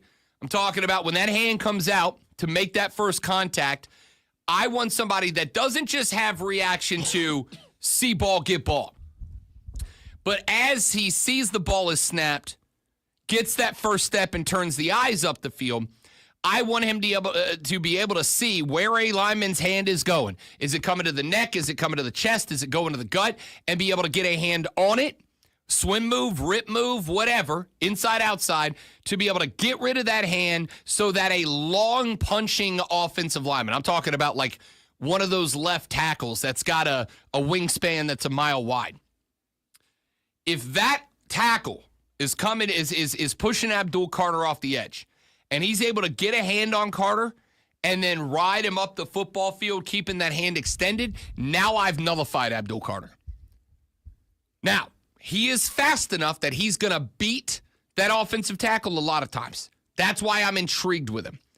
But the longer the longer the offensive tackle he's up against, I'm talking the longer the arm strength, the longer the reach, the more they will be able to just ride Abdul Carter up the field and get him out of play. That's my big concern. He's explosive. He's a motor guy. He's as good with that first step as any D lineman I've seen in a very long time. But I have one concern. Get rid of that first punch. Get rid of that first hand. Make an offensive lineman have to throw hands at you multiple times. The more times that I make that offensive lineman have to put a hand on me, the more chances I have to successfully get rid of that, get up under that block, and cut to the inside to try to negate the pocket. We'll see. I like the kid a lot. So I said, I think if he falls, that's where I want to go. I think if he falls, that's an auto draft pick for me. Do I think he's fallen to 8? I absolutely do not. I do not think he's getting to 8. But if he gets to 5. All right, I just sent you Mel Kiper's mock draft 2.0. I don't know if you've seen it or not. And I don't know if this came out before or after the news of the foot, but he still has him going number 1 to Tennessee. Really? Yeah. Interesting. So I sent it to you on X. See, here's the thing. I think I like that pick for the Titans. Because I'm honestly, I think I've seen enough out of Will Levis for Tennessee. We talked a little bit about this earlier in the week. I've seen enough out of Will Levis that I'm comfortable letting Will Levis have a shot at the number 1. Because I also think you go Cam Ward, you go Shedeur Sanders if you're Tennessee. Do either one of those guys, and I'll throw this at the great one, does Cam Ward, does Shedeur Sanders, either one of those guys, do you think their plug auto play and the Tennessee Titans are immediately successful? I don't. No, I like both of them, and I really like Shedeur, but I think he's kind of undersized, and I'm not sure about how durable he's going to be. I don't disagree with that. I mean, how much did he really get hit? And he's going to get hit a bunch, especially going to one of these teams where he's going to be drafted at. I don't disagree. I don't think Shedeur or Cam Ward, if you were Tennessee, I don't think Shedeur or Cam Ward is an immediate franchise-changing quarterback. I think both of them are projects. Both of those guys are guys I'm going to have to work with and develop at the next level. If for no other reason with Shedeur, then can we keep it a buck outside of Travis? Shedeur didn't really have a ton of talent around him. He didn't have NFL talent around him. Shedeur is going to have to be developed to what happens when everybody else around you is better than you or is on par with you.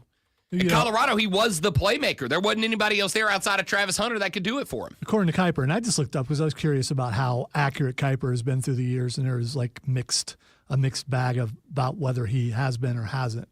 But according to him, who I guess is still considered the foremost expert, sure, Shedeur is going to the Jets. That is number. Where are they at? Where's their draft 7. spot? 7? Yeah. That checks out. I've actually seen a lot of Shedeur. I think yesterday, if I recall, I know Coward said he had him at like 7 or 8. Kiper's got him at 7. And honestly, I think that's fair. Shedor's a heck of an athlete. Like, no doubt about it. He's a heck of an athlete. And he has Jalen Walker out of Georgia going to the Panthers. I'm good with that. Honestly, I'm good with that. And I think that's going to be about as good of a pick that is going to be available there for if you're Carolina. This is also why I've said I'm trading back, honestly. Because I think there will be guys available at 15 through 18 that are not a dramatic drop-off from the group of guys that you would be picking at 8. I think you can trade back as many as 8 or 9 picks and still be in that same realm of talent, and you can stock draft picks. I might be willing to make like 3 or 4 trades back, right? Trade back to 10, 11, then trade back to 15, 16, then trade back to 19, 20. Like, assuming there's going to be trade partners there. If you can find those trade partners that you can Belichick this thing and you can trade back 2 or 3 times, and now all of a sudden, even if it's over a 3-year span, you're sitting on 10 more draft picks and you gave up, let's say, 10 to move back, 10 spots to pick up 10 picks by just making a bunch of mini moves, I'm all in. I am now fully subscribed to the Eagles' philosophy. Every one of my drafts is going to have our fans going, what are we doing? What are we doing? How's this our move? Where's our sexy picks? And then you look up 2 years later and it's like, oh, Jalen Carter is real good at football, you guys. We just picked up a bunch of dogs. I'll tell you where else I subscribe because of the Eagles. It's not just this draft along the line. So and I don't think this is like revolutionary or anything. I am not just a visionary and a revolutionary. I also think I'm going to start leaning on picking kids that are coming out of the blue-collar college football programs, right? Philadelphia just drafted every kid out of Georgia for 2 years. Georgia was winning natties. What was Georgia doing to win natties? Beating your ass at the line of scrimmage with big dudes. Just going and getting a bunch of Jalen Carters and busting you up at the point of attack. That was Kirby Smart's entire strategy. I don't think Kirby Smart's had a great quarterback come through yet. I think he's had a series of very good quarterbacks come through. I don't think he's had a great one yet. But they put 5 tanks ahead of him. On the defensive side of the ball, they've played some great quarterbacks and won because they put 4 tanks across the D-line. They just beat your ass at the football. And if they can do that, they can win natties. I am willing to just look at drafting guys out of that school, out of Ohio State, out of Alabama, out of the consistent top performers in college football. I'm just drafting all their linemen. I am down with that Philly philosophy. So we'll see if that moves the needle at all for the Carolina Panthers. But I'm interested to see what Abdul Carter looks like, and if he falls 4 or 5 spots. That would be, and I think this is fair. So he's the only thing I'm trading up for if I'm the Panthers. I don't think there's another player in this draft that if you go, oh, he could have been a 1 or 2 pick and he's available at 5, I'll move up 3 spots. Abdul Carter's it. But now the mocks are coming out, even with the foot injury, the mocks are coming out saying most of the big dogs still have him going number 1 to Tennessee. I think Tennessee's trading down. If Tennessee trades down, a quarterback's going 1. If Tennessee trades down, a quarterback's going 2. So if Abdul Carter's hanging out there at 3, and there's 2 primary quarterbacks in Ward and Sanders that come off the board, would he last to 4 or 5? If he lasts to 4 or 5, now I'm interested in making a move up to go get him. I don't know. We'll find out. We'll talk about this with Rashad Beard coming up here in about 40 minutes from now. Lulu Kesson of the Greenville News going to join us in the next segment. We'll see if there's any news on the football front for the Gamecocks, the women's basketball team as well. They got back to winning, not just winning ways, dominating ways after that disappointing loss to UConn. We'll check in with Lulu Kesson. Hayden Ask Mario from the BetMGM Network at 9 o'clock, 9:20. Fight Club with the great Malonzo as we get set for Elimination Chamber. All that coming up as the show rolls on. Before any of it, however, ladies and gentlemen, sit back, relax, be enlightened, be entertained, be educated, be enthralled, and perhaps be aroused by Lonzo's Sports Flash.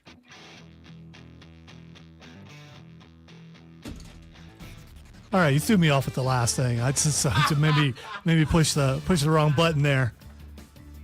The Clemson Tiger basketball team will retain their, I'm not all there in the head right now, position inside the top 15 with an 83-68 win over Notre Dame last night. Clemson was led by Ian Shefflin's 24 points and 9 boards, and Victor Lawkins 18 and 5. Jake Heidbreder added 14 off the bench. Clemson is on a 5-game win streak with 3 games remaining on the regular season and is 1 game back of Duke with a tiebreaker in hand. National Football League is considering to change the overtime rules moving forward, according to league executive Troy Vincent. Vincent said the competition committee is considering making the playoff overtime rules where both teams get possession, regardless of outcome of the opening possession, as opposed to current regular season rules. They're going to take the overtime rules from the playoffs and put it in the regular season. We'll see if that works.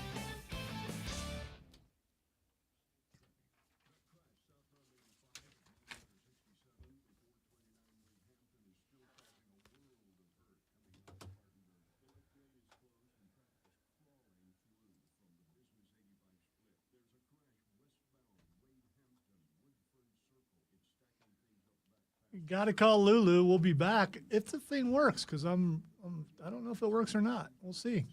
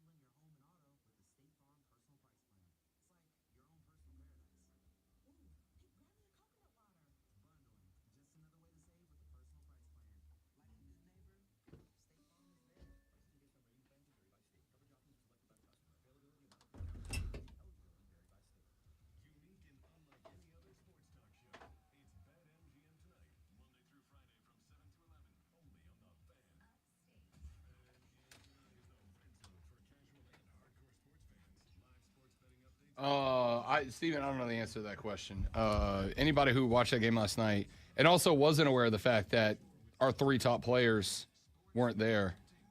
I mean, I think some people just like to say, oh, if it's not perfect, it needs to go. Nuh-uh. And that's silly.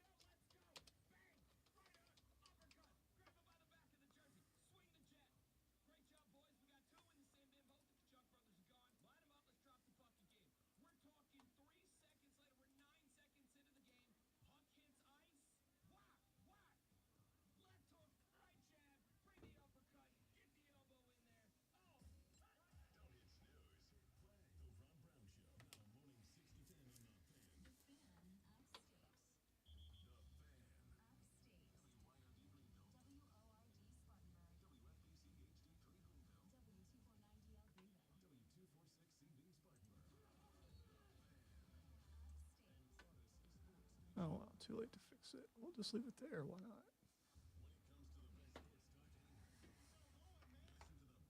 Maybe no one will notice.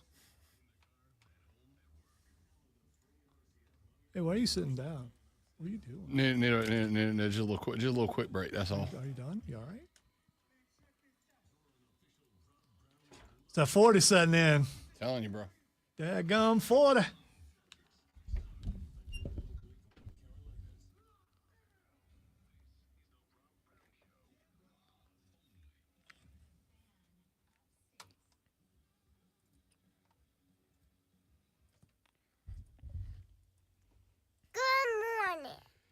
And off we go into the second half of the radio program. The Rob Brown Show is live. I'm your huckleberry. Yes, indeed. Rob Brown, the great one, Lonzo, and you, just a couple of fellas hanging out doing fella stuff, talking sports with you. The four most electrifying hours of sports talk, entertainment, available anywhere, and it only gets bigger and better as we get on the road and take a metaphorical road trip right on down to Columbia, South Carolina. That is where we find our next guest, the lovely young lady who covers the Gamecock athletic department for the Greenville News. She is Lulu Kesson, joining us here on the show. Good morning, ma'am. How do you do? Good morning. I'm good. How are you guys? Nice to be here as always. Nice to have you, as always, Lulu Kesson, the single most polite guest I have ever had on this radio show. I will mention. Thank you very much. Let's get into it, and we can start with, as we do, because it is the off season. It is kind of down-timey, Lulu Kesson, but I know the finger always on the pulse of the South Carolina football team. You got anything that people need to know? Well, this isn't specific to South Carolina, but it's something that sort of a bunch of people in the college sports world or college football world are kind of discussing, is just people in schools canceling spring games or not televising them. And I want to make it clear, this is not South Carolina. I'm just speaking from a general standpoint here, but it just is definitely something that I'm kind of going back and forth about. And I was honestly curious your opinion, because part of me is like, spring game is a glorified scrimmage anyways, but the other half of me is, if coaches are really doing it because they're afraid that other teams are going to poach players and offer them more NIL money, I'm kind of just like, man, like, what are we doing here if coaches feel like they don't even have control of a glorified spring scrimmage? You know what? It's an interesting question. It's actually something I had in line to talk about it. So I'm glad you brought it up, Lulu Kesson. Here's my thoughts on it.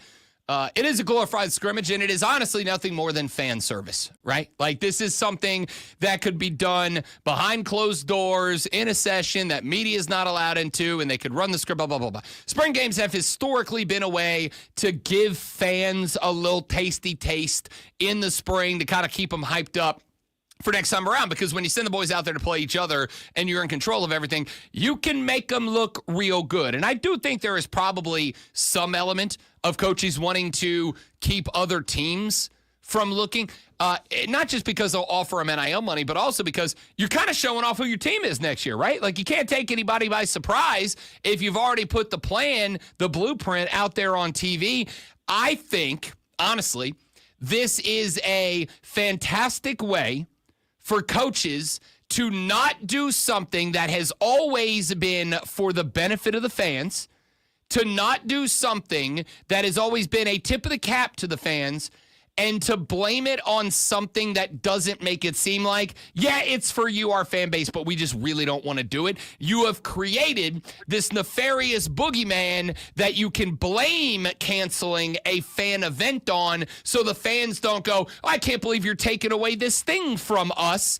Now somebody else is the bad man. Creating a boogeyman is a very effective way of doing stuff that is outside the interest of the group you are supposed to have interest in, Lulu Kesson, which is why I think, frankly, right across the road, and Shane may be in the same camp, you may know better than I do, but like Dabo Swinney earlier this week was like, yeah, we're not doing that. Like, we're not getting rid of it.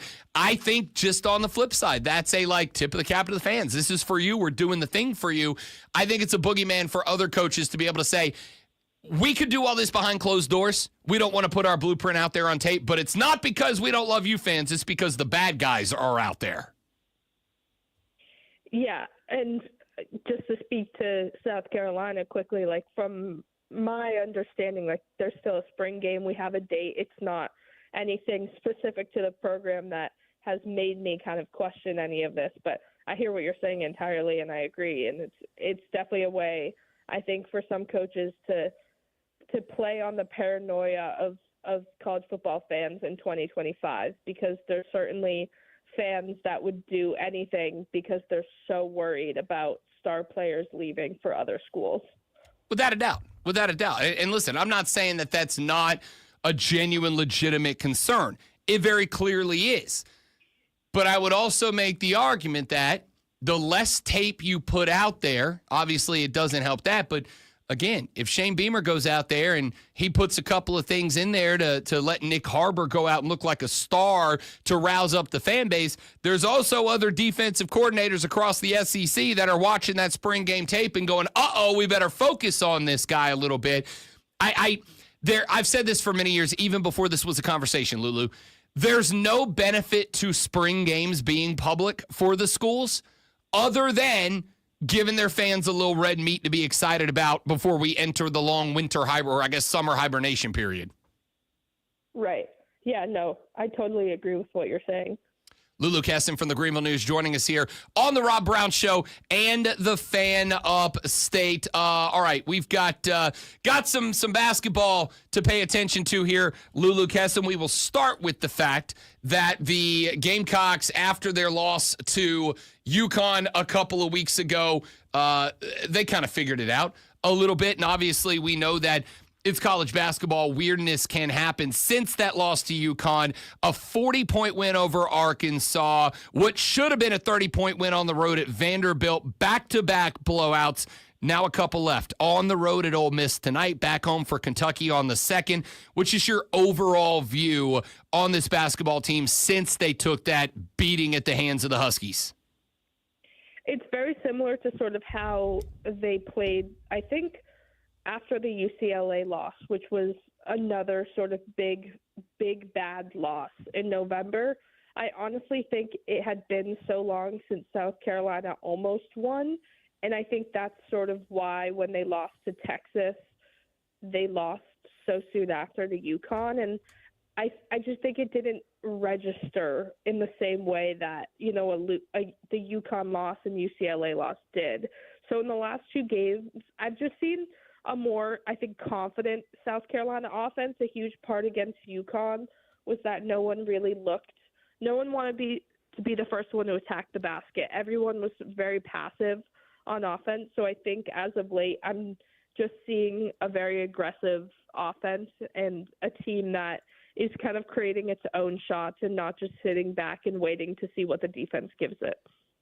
I don't disagree with you at all. I think the aggression was something that the last two teams to come through this school very much had, and I did not see it. I'll tell you another spot, and I think this is a spot that manifests. Having Joyce Edwards and having Malaysia Fulwiley coming off the bench, if both of these girls taking advantage of the minutes they're getting. Fulwiley had, I think just about 20 minutes in both of the last two games. Edwards getting 19 to 24 in both of the last two games. But they have been the leading scorer for this team coming off the bench the last couple of games. Having those two young ladies that are able to step in a second team role and play like first teamers, I think kind of relieve the pressure on Chloe Kitts and Bree Hall and some of the other starters to kind of free them up a little bit as first team players. Definitely. And I think that everybody on this team is still almost figuring out their role. And I know that might be alarming to some fans who are like, how can they not know their identity on this team by the last week of the regular season? But when you think about it, when you have when you look at the programs and the program and the teams that Dawn has had in the last 4 or 5 years, there's been a very clear leader, or leaders, I should say. Whereas Dawn has been very forward that, for example, Sanaya Fagan this year, it took a second for her to realize, okay, I'm not just on the bench behind two of the greatest forwards to ever come through the program. Like, I'm starting now. and Sanaya's adjusting to that. You have the oldest player in Tahina Paopao, who's only been here for 2 years because she transferred. So naturally, I think not having that number one, and again, like, I'm not saying leader in any sense of better than anyone else basketball-wise. I just mean obvious person who, when Dawn doesn't call a timeout, they're going to be the one that talks things over on the court and brings everyone together. I think Dawn right now has about 4 or 5 players that almost do that. And so especially after a loss, it's sort of very obvious. But when you're winning, it's kind of like, oh, we have nothing to fix, or, oh, this isn't an issue. But when you lose, it definitely highlights maybe some gaps. And I don't want to put words in Dawn's mouth at all, but she did say last year they had blemishes. They just had different types of blemishes than they're having this year. And I think potentially just not having that 1 or 2 sole, on the court voices that everybody looks up to might just be something that in these losses, Dawn's like, all right, this is different. Yeah, I think when you look back and you talk about the Asia Wilsons and you talk about the Aaliyah Bostons and you talk about some of these players that have gone on to become WNBA greats, and they were clearly that vocal leader, I worried about that coming into the year because you don't really have that one player. Basketball is an interesting team sport to me, Lulu Kesson, and I don't know how you feel. This is more of a philosophy of basketball questions. I think teams are better when they have a superstar, when they have that one guy. LeBron with the Lakers, Luka with the Mavs, obviously with the Lakers now, Anthony Edwards with the Timberwolves if we're looking on the pro side, Caitlin Clark with the Fever if we're looking at the women's side, Asia Wilson. When you have that one player that you go, this is the core, this is the leader, this is the star, and everybody else around them kind of understands that, I think it's easier to find a role when you don't have that one player. I feel like maybe it adds some pressure to other players. This is the first year in a while that South Carolina doesn't have that clear, this is the person we play to and through. Everybody's kind of got to pick up that responsibility. I wonder if maybe that is the source of the, I don't want to say lack of identity of this program, but the delay in finding it maybe. That's a great point, and I definitely think, especially on offense, I do buy into the idea that Dawn says it's a strength that teams have to scout for basically all 13 players on her team. Like, I do believe basically having 1 or 2, or I guess in the beginning of the year especially, it did really feel like it could be anyone's night. That was kind of like, you would talk to Tahina Paopao after she had 23 points, and she was just like, I had the hot hand tonight. It could be any of us. My teammates fed me the ball. There's strength to that. But exactly to your point, I think that it's also contagious when you see your teammate heating up, and when you're looking at your teammate being like, all right, I want to feed off of them. So when you kind of have a bunch of players that aren't really sure, like, okay, who's it going to be tonight? You get that maybe passive, confused energy, because it's great that it could be anyone. But at the same time, before tip-off, you also kind of want to know who you're able to kind of work with, build off of, build that contagious energy. Like you said, there's not the Juju Watkins on the court that's going to come out and drop 40 almost on the regular. We are watching it now with just a few, actually 2 games left to go. As we mentioned, tonight on the road at Ole Miss, then back home on March 2nd against number 15 Kentucky as a season finale. The Gamecocks heavily favored in this one this evening. What do you, Lulu Kesson, want to see out of Dawn Staley's Gamecocks tonight for a team that is currently tied for first place in the Southeastern Conference with Texas? What would you want to see tonight before they have their final ranked matchup of the year on the 2nd against Kentucky to make you feel like they are building momentum in the right direction, moving towards the conference tournament here in Greenville? So that's funny because, we asked Dawn that yesterday, and Dawn's like, I just want to win. I don't care if it's an ugly win. It's just about winning. And I was like, I respect your honesty there because it's true. They need to go 2-0 this week. But to actually answer your question, I'm not trying to beat a dead horse here, but obviously offensively a little cleaner from the starters specifically. I do think that the trend is, Joyce, Malaysia come in the game and the offense picks up, and I'm just sort of being nitpicky about that because come tournament time, you never know who's going to be in foul trouble and going to be on the court. And so if South Carolina starters can't prove that they can, just continuously play at the level they have this season, like how they did against Texas round 1 or Oklahoma. But I also think another area is transition defense. A lot of those UConn threes were in transition, and South Carolina is just going to play a bunch of different teams in the SEC tournament. And then obviously if they're fortunate and make a long run in the March Madness tournament, like you're going to face teams of all different speeds and sizes. So just being able to defend in transition is going to be huge. And Ole Miss is a confusing team. They're really, really strong on defense, but basically can't score. So it's going to be a little bit tricky to see South Carolina's, offense right out the start because Ole Miss holds teams to the second lowest scoring in the SEC right behind Texas. But at the same time, South Carolina doesn't have it, only has 2 chances left before the SEC tournament to improve what's been some slow offensive starts. Lulu Kesson covers the South Carolina Athletic Department for the Greenville News and is kind enough to join us every Thursday morning at 8 o'clock to talk some Gamecock ball. Lulu Kesson knows ball. And as always, we appreciate it. You are the best, ma'am. Thank you very much. Enjoy the game tonight. We'll talk to you next week as we roll on towards the tournaments.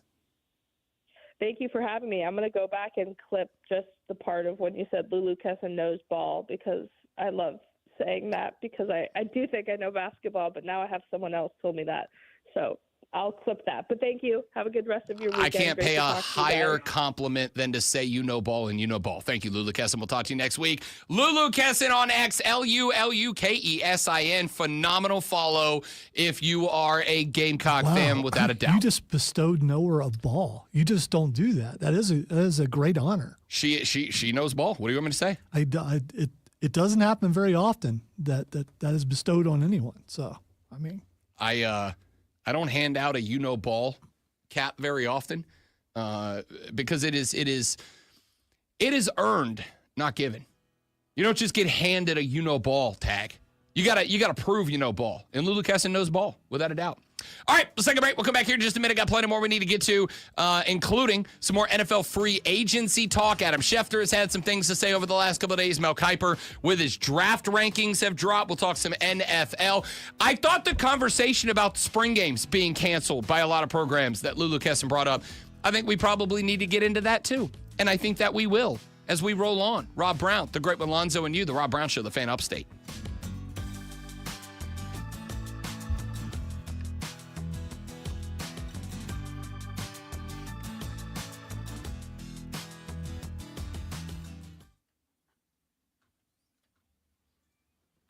All right, dude, stepping away for just a minute. Y'all stay right there. Be right back.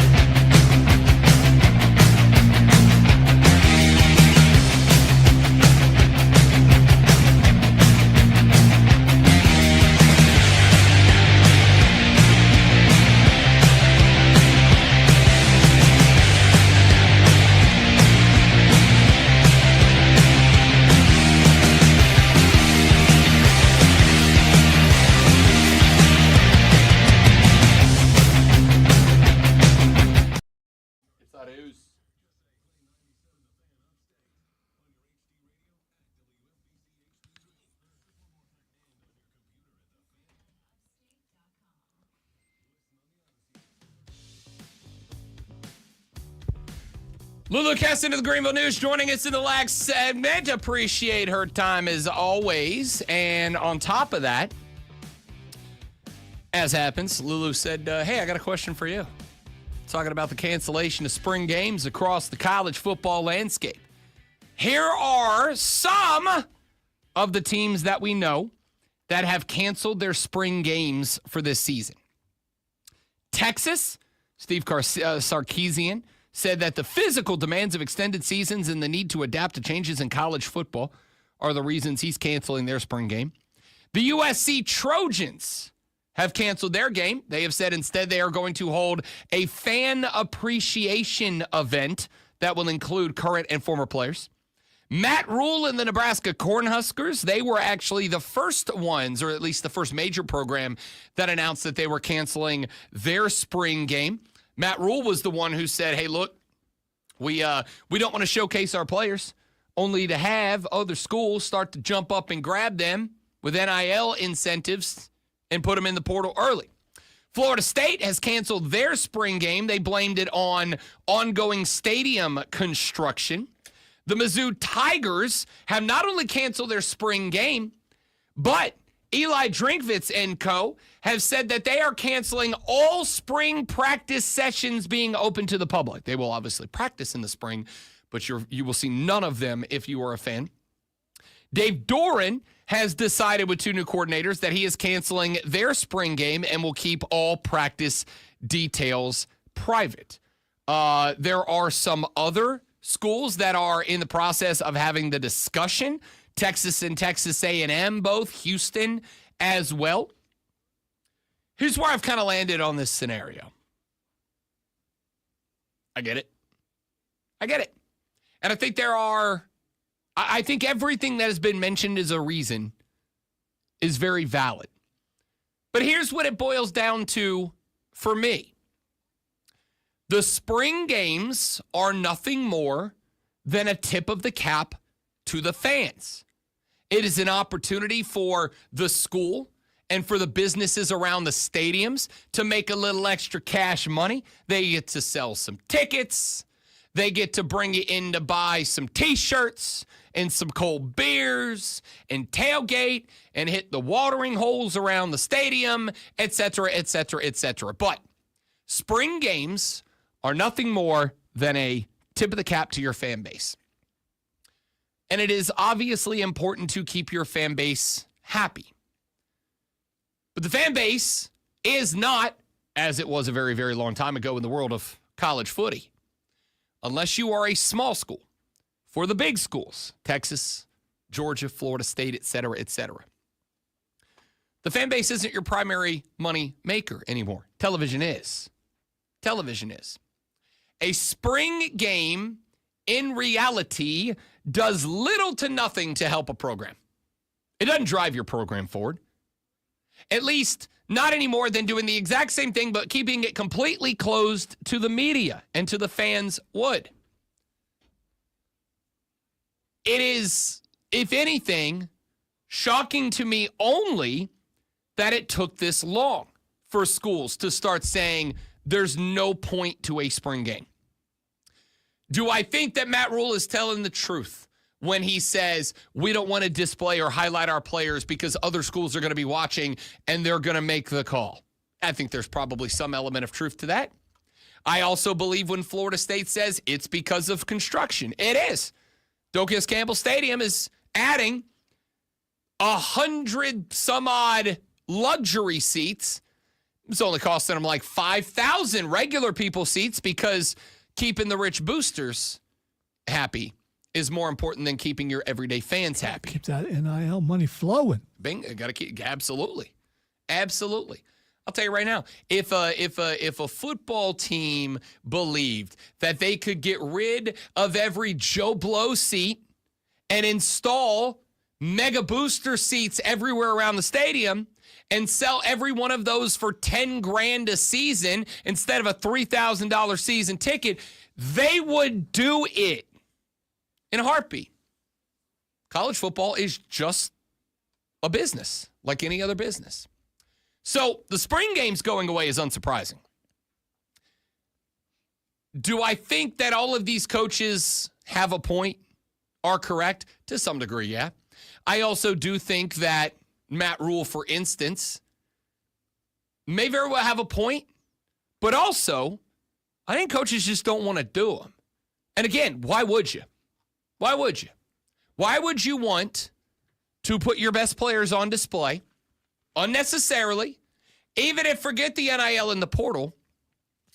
You're just giving away your secret weapons, right? You're just giving away who your guys are. You're just giving away who your athletes are. Even if you mix up the squad a little bit, teams are going to get a pretty good idea of like, oh, that guy had a killer spring game. We might want to have to game plan for him a little bit. You're giving the secrets away unnecessarily.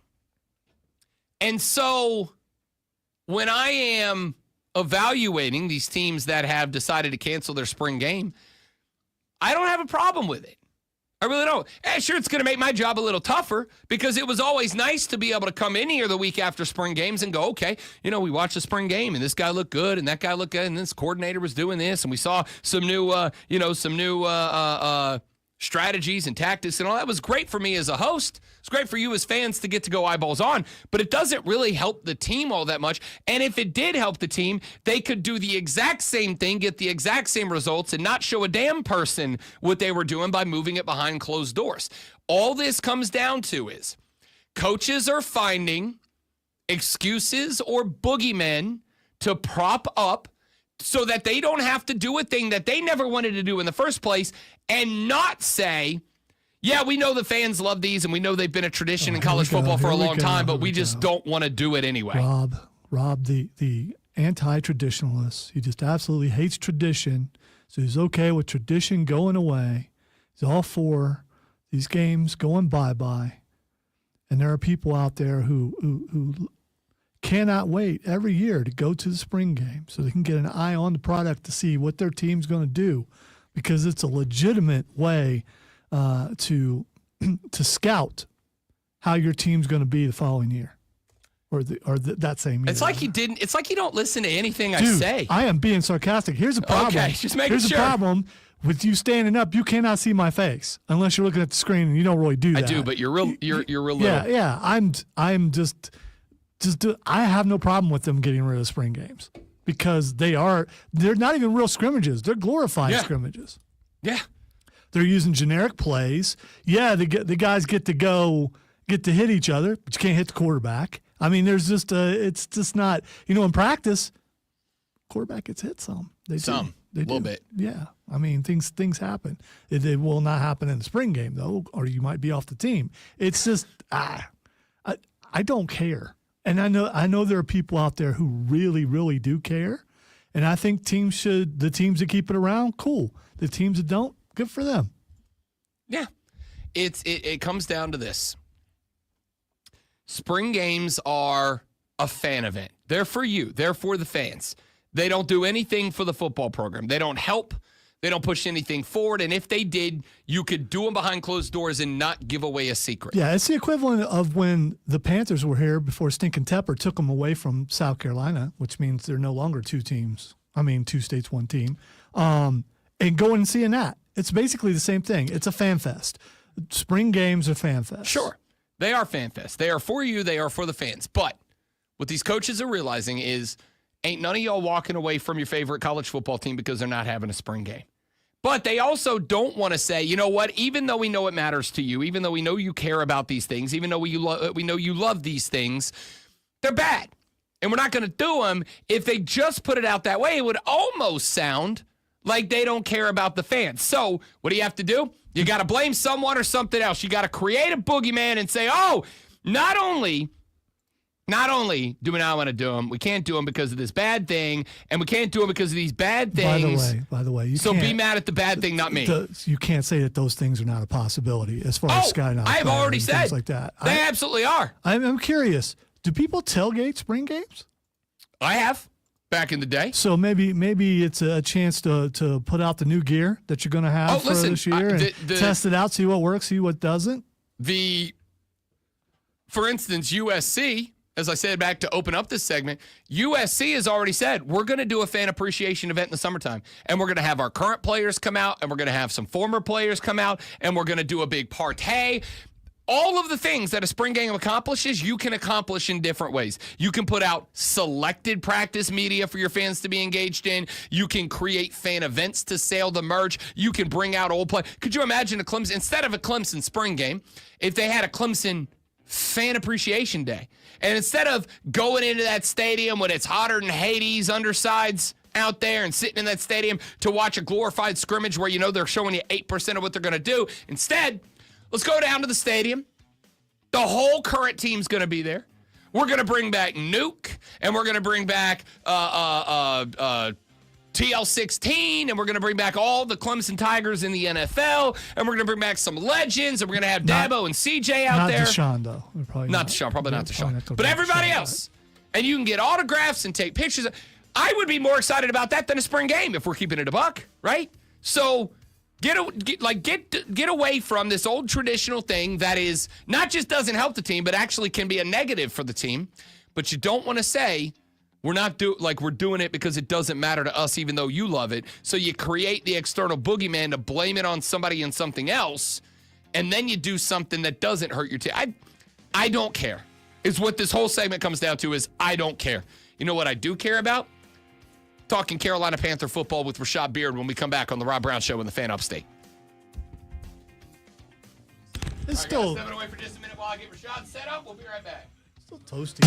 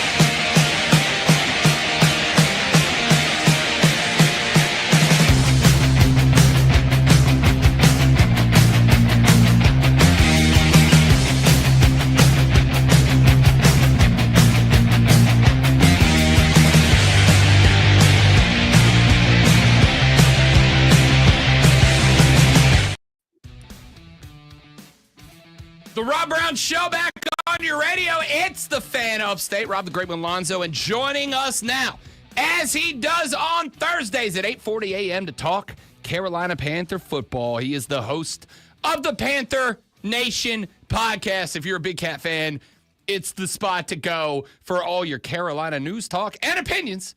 The legendary Rashad Beard joining us on the show. What's up, big dog? What's going on, guys? Feeling good, man. Everything's great over here. I'm glad to hear it. Abdul Carter, if he falls to 5, trade up for him, yes or no? Trade up. I don't know about trade up, but not 1-2, but like if he falls to 5 with this injury, like you move up 3 spots, I'd give away a couple of late picks for it. Yeah, I mean, I strongly consider it. I mean, he's talented for sure, and I'm seeing the red flag. I had to put out an alert to teams. Please don't draft him in numbers top 7. Not worth it. So just leave him alone. Let him fall to 8, and I think we would definitely take him. I don't know about trading up, but yeah, I think there's going to be some good talent there at number 8 for sure. What if somebody 6, 7, maybe somebody sitting around there and they're kind of like you guys, like we want to take the Eagles model, we want to stock up, we want to get a bunch of linemen, build from the middle out, yada yada yada. We're willing to move back because we don't need a D lineman, and we'll take 2 6th to move up 2 spots. You come on, dude, you're in. This guy's a stud. Yeah. Of course, yeah, it's going to take a little bit more than that, but yeah, if it's 2 6, I would definitely do that in a heartbeat. But yeah, I think it's going to cost a little bit more than that. All right, Rashad Beard from the Panther Nation podcast joining us here on the Rob Brown Show in the Fan Upstate. Do you think that strategy is one Carolina adapts? Like I've said a couple of times, the Eagle strategy, like the Eagle philosophy, I'm taking it now. We're done with the Belichick model. We're all moving to the Sirianni model, the Howie Roseman model. And I've said a couple of times, I don't think there's a team this year in the NFL draft that would benefit more from, and more importantly, is more capable, because you guys need O&D linemen on both sides of the football right now. I don't think there's a team that can more successfully adopt that model than the Carolina Panthers. What is the overall draft strategy for the boys this year? Man, I don't know, man. I think there's a lot of needs. Like there's not one need. That's the thing about this team and the way it's set up. We got a lot of needs. So we can take what comes to us. There's no need for us to reach and go grab somebody. You can check a lot of boxes all across this draft. This is a very strong defensive draft. So this draft is very strong in places that we are weak. So you got to be patient. Just be patient. If we don't grab an edge rusher in the first round, don't panic. There's plenty of edge rushers in the second and third round. If we don't grab a cornerback in the first round, don't panic. There's going to be a cornerback later. So just sit back, take what's coming to you, and there's going to be some talent that falls. You just like you brought up this morning, Abdul Carter with his injury, and whatever's going to happen with that, what's going to happen is he's likely going to fall to a team like the Eagles or the Chiefs, and the rich will continue to get richer because that's what happens, right? They're sitting back and they're being patient. They're not going to go grab and trade up. Just sit back and be patient. Let's see what happens. So if I asked you to lay out your draft philosophy, right? If it's hey, just defense, if it's lineman or whatever, if I asked you to kind of like describe the draft philosophy coming into this thing this year, what would you say it is? BPA. I know it's easy to say it, but just take the best player available according to your board. Obviously, every board is going to look different, but you got to take BPA, man. Just be patient. Be patient. Take the best player on your board and just stack talent. If you can trade back, acquire more picks. But, if there's multiple guys that you're looking at and they're sitting there and you could trade back a couple of spots and still get a guy, then let's trade back. And we've seen that over the past couple of years with the Panthers, albeit it's not quite working out the best with some of the guys that we're picking up. But I do like that approach because we need more opportunities at bat. You need to get as many picks as possible so that you can stack this talent. And again, don't have a lot of guys to re-sign. Obviously, J.C. Horn extension talks are coming up. But the more guys you can get on a rookie deal, the better. And you start to develop them. Like you just mentioned with the Eagles, they have a lot of talent on defense that is starting early, right? And because they're playing on rookie deals, it just makes sense. So, again, draft more cracks at the whip, get more opportunities, trade back if you can, and just be patient, BPA. Very simple. So my thought on the debate we have every year, Rashad, which is BPA versus need, right? Do you go with BPA or do you go with the best guy at your biggest need in every round? My answer has always been kind of combination of both, right? Like there's no need to go all in on BPA or go all in on board and needs and whatever. You gotta take a crack at both.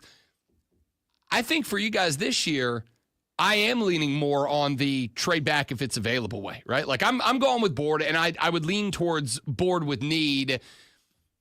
But I also think stockpiling this year, would you be willing to move back a handful of times? Maybe you only leave this draft with like 4 or 5 players, but you got like 12 or 13 picks in next year's draft.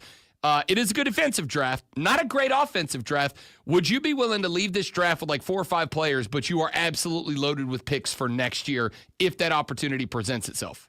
No, I'm not okay with that. I think we need guys now. You can't continue to wait and delay the Bryce Young window. We're in year 3, right? So you have to start taking advantage. So I'm cool with trading back for multiple picks in this year's draft. The future, okay, if you grab some, that's fine. But 4 or 5 picks in this draft, to me, would not be acceptable. We have 9 right now. And so I would like to see a few more than that, maybe. But again, the opportunity has to be there. I'm not saying trade back for the sake of trading back.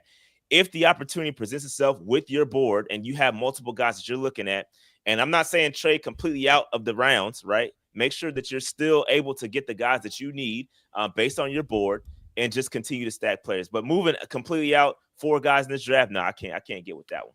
Rashad Beard from the Panther Nation podcast joins us every Thursday at 8:40 here on the Rob Brown Show and the Fan Upstate.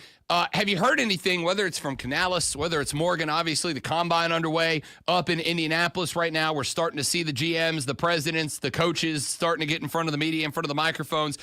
You heard anything so far from the combine, or maybe in the last week since we've talked to you, that is triggered anything? Because I've heard a couple of the Canales interviews, heard a couple of the Morgan interviews, and they seem to be playing it relatively close to the vest, which good. Yeah, I think that it's they're not giving away too much, but you have to look a little bit deeper than what they're telling you, Rob. You gotta look at the actions of the team, and a couple of things that have occurred over the past couple of weeks lend me to think that they're going to be doing some things in this draft. Case in point, Dane Jackson was just released. We're letting Shaq Thompson walk. There's a couple of other guys testing the market, like Tommy Tremble. And then you hear Canales, talk about Tyler Warren, who was the great tight end in this draft. I'm not saying we're going to take Tyler Warren at 8, but I do think we're going to be taking a tight end somewhere in this draft. And with Shaq walking, there's a lot of talk around Jalen Walker right now, and him potentially being the guy. Him being a Carolina guy, all his family being in North Carolina, South Carolina. I think, to me, if you had to make me pick a guy, and that's going to be the Carolina Panthers pick, whether it's 8 or trading back, I think it's probably going to be Jalen Walker right now. Way too early, obviously way, way, way too early. But Jalen Walker seems to be the guy all signs are pointing to right now in my brain. Believe, Lonzo, correct me if I'm wrong, that's who Mel Kiper Jr. has y'all taking in his mock right now, isn't it? I believe so. Yeah. So it's on the radar, and I don't have any issue with that. Speaking of Shaq, before we kind of get back to draft talk, that's one of those that, like, man, emotionally it sucks, right? That dude's been a stalwart. He's been a big part of the team. He's been a leader. One of 2 guys left from the last Super Bowl roster. Like, it hurts to watch a guy like Shaq walk. My man's played 6 games in 2 years. He's been busted up. The injury bug is vicious at this point. Sometimes, Rashad, we got to take a kick in the nads to remind us this is the business more than anything else. It sucks, but it was the right call. Yeah, absolutely. It definitely sucks, but it certainly was the right call. I commend Canales and Morgan for making this decision, right? Because it is a tough decision. A guy's been around for the Carolina Panthers for a long time, and he's a leader in that locker room too. He's not just a guy. He is a leader on the defensive side of football, and to let him walk was a tough decision. But ultimately, you have to make those type of decisions to move forward and progress the team. You can't just keep around guys for the sake of keeping around guys. And I said this oftentimes on my channel is, hey, you can't get connected to these guys individually. Like, I like a lot of players on the team. I'm a huge fan of Jalen Coker. But at the end of the day, I got to be okay with them moving on from him because it's a business. It's a business at the end of the day, and you got to move on. You got to do what's best for the team. And again, shout out to Shaq, man, but he's definitely, hater mode. If he goes to one of those teams, will be activated for him. And that's just the name of the game. Certified hater mode. Certified hater mode coming out. Rashad Beard joining us here on the Rob Brown Show in the Fan Upstate. You mentioned Eddie Pinheiro, Xavier Woods, Tommy Tremble all being allowed to test the market. Is this a cap move decision? Is this a player quality decision? And are there any of those guys that you're kind of hoping maybe they're in the market for him that you want back? Yeah, that's a great question. Eddie Pinero, I think, is a guy that we can move on from. I think he held out a little bit last year trying to get a new contract. So, I mean, his performance is very mid, and he's an okay kicker.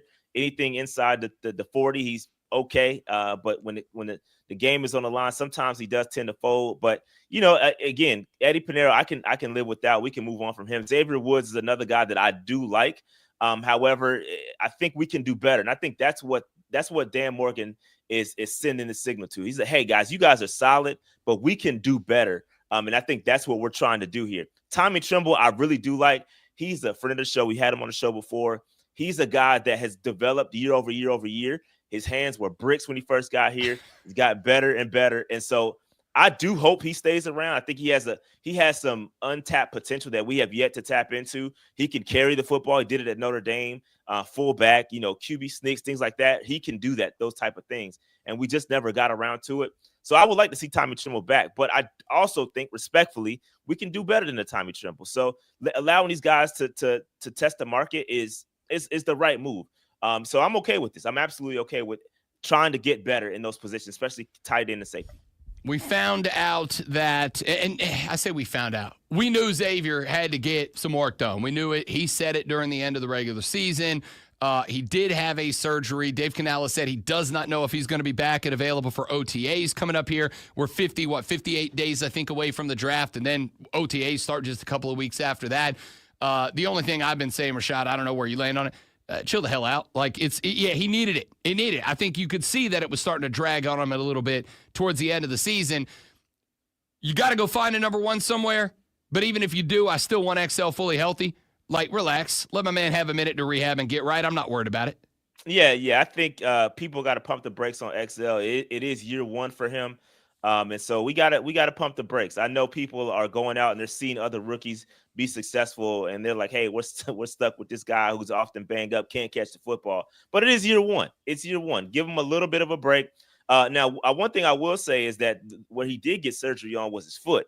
That's not the wrist, right? The wrist was what all the talk was about throughout the entire season, which was impacting his ability to catch the football, allegedly, right? And so, what's going on with him, we don't know. But hopefully he got the surgery, and hopefully it'll get better, and we'll see him in OTAs and mini camps and all that stuff, and he'll continue to get better throughout the season.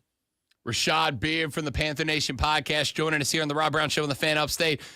I don't want to bring it up, but I got to. What the hell's your boy Steve Smith Sr. doing? What are we doing, Steve? What are we doing? None of my business, man. I stay out of players' personal business, bro. As much as I would like to talk about it, I kind of stay out of that lane. This ain't TMZ, bro. I don't get in those woods. I respect it. We do, but I respect you not doing it. That's the right play. Right play.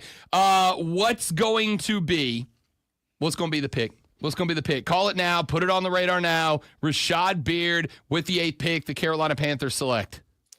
I got to, as of right now, and I reserve the right to change my mind, but I'm going Jalen Walker. I'm going Jalen Walker, the guy that is from the Carolinas. That's where I'm sticking with, and he's not going to perform at the combine, so that kind of sucks. He's sitting that one out, and I respect it. After speaking with the agent, I did have the opportunity to interview an NFL agent with Wasserman and with Wasserman Group, and that's one of the things that did come up is advising their clients to say, hey man, hey listen, we're good. We don't have to go out there and perform at the combine, and I think that is also one of the check marks in my box to say, hey, the Carolina Panthers are looking at Walker. He's already got it. They've already made the calls. These things are already in the bag. We already know where he's going. There's no need to go out there and run hard and exert too much energy because I already got the call. So that's where I'm rocking with right now, Jalen Walker. I'm so tired of fans beating up on players who say I'm not working out at the combine. But if you're a top 10 pick, working out at the combine can't help you. Right? Like, we've got the tape. We saw you playing college ball. Y'all got to lay off top 10 picks who don't want to work out. I would rather watch the cone shuttle drill of a dude my team's thinking about in the 6th round than the top 10. Yeah, I mean, it's at the end of the day, it's a business decision. Those guys, some of those guys don't have to. And the good thing about the combine is that this is the opportunity for other guys, like you said, these guys that play at smaller schools to get up there and compete on the same level as these big time school guys. And so you'll see some guys that will increase their draft stock in the combine. And that's the dope part about it. And that's what I'm looking for in the combine, not the top 10 guys. They're already done. They're good. They know where they're going to go. We don't need to see them. It's the other guys I'm worried about. Cannot wait to go home today and watch a bunch of college dudes run drills. It's going to be one of the best days of the year. Rashad Beard hosts the Panther Nation podcast. It ain't TMZ, baby. They're talking ball every single day on the show. My man, appreciate you as always, big fella. Enjoy the combine. Hey, man, appreciate that. Yes, it's draft season. Let's get it. I'm excited. I'm here for it. Rashad Beard, legend. Follow him on X at Panther Nation PC. More importantly, hit up the YouTube channel. Make sure you are liked up, subscribed up, hit the bell, because I suspect the boys are going to be going live a lot over the next couple of weeks. For sure. A lot of content coming. My guy, Rashad Beard. Now, my guy, Lonzo, with a sports flash. Ain't your guy? My own guy. Oh, wow. Okay. Guy. Okay. Hey, guy. I'm not your guy. Sure, whatever. The Clemson Tiger basketball team will retain their position inside the top 15 with an 83-68 win over Notre Dame last night. Clemson was led by Ian Shefflin's 24 points and 9 boards, and Victor Locken's 18 and 5. Jake Heidbreder, that's what I'm going with, added 14 off the bench. I can't ask Rob because there's no way he can pronounce it. Clemson is on a 5-game win streak with 3 games remaining at the regular season and is 1 game back of Duke with the tiebreaker in hand. Day after Penn State edge rusher Abdul Carter stated he wouldn't work out at the draft, a report surfaced saying the potential top 5 pick could need surgery on a stress fracture in his foot, so he's not going to work out at the draft. At the combine. Tune in Saturday at 1:30 as Furman Paladins take on the Wofford Terriers. It's Furman versus Wofford right here on your home for Furman Paladins basketball.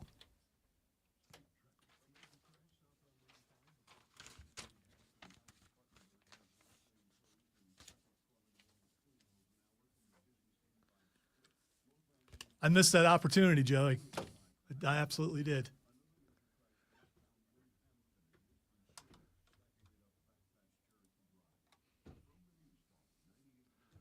Wow, that looks like a lot. That's because I didn't. Okay. Oh, headache.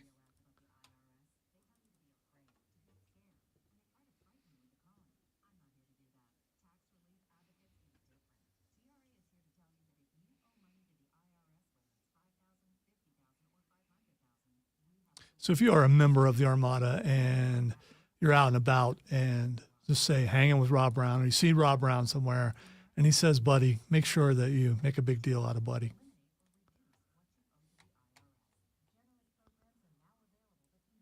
I just thought of another buddy that I could get. Gotta remember to do that.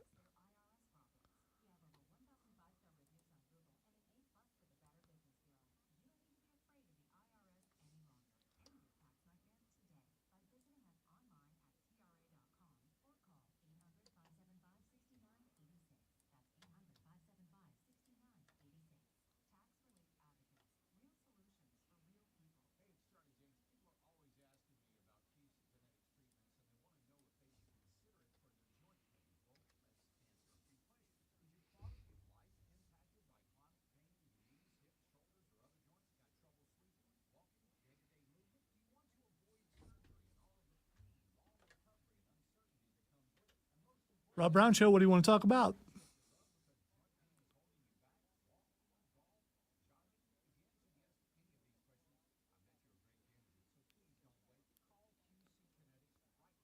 Okay. All right, hang on, Craig.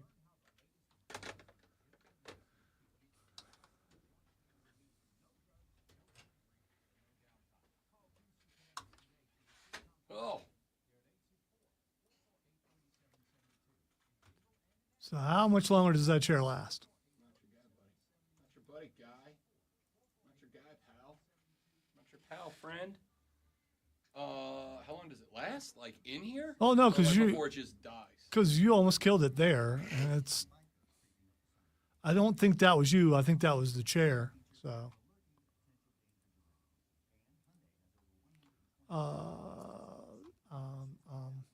Mario.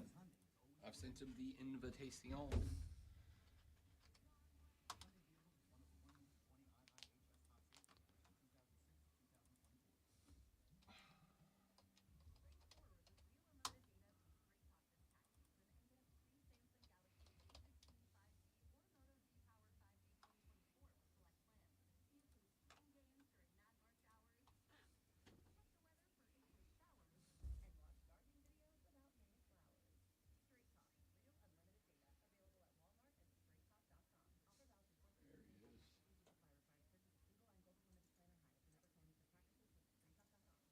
Oh, you're a hoodie guy now? It is Antarctica in my apartment for some reason. It is what? Antarctica. Oh. Yeah. I woke up this morning and I was literally shivering. You are inside, correct? Yes, I am inside. Has Washington, D.C. not figured out the discovery of indoor heating? Okay, we can talk about it, but the indoor heating in DC we got to figure it out. Something's wrong here. You know, you still had long hair. You wouldn't need to wear it that beanie. I'm just saying, because your head would be warm. It's a fair point. That is a fair point. Fact or fiction, that is a fact.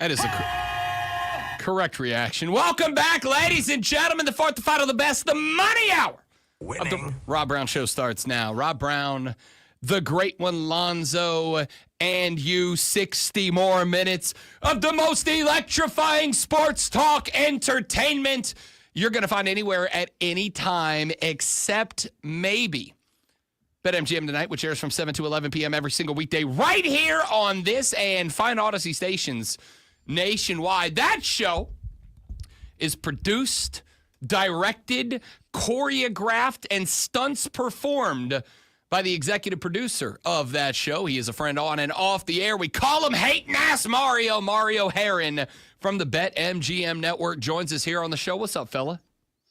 Happy birthday. The big 3-0. It's never looked better. Yeah. You got a golf 30, club now. 30 looks good on me.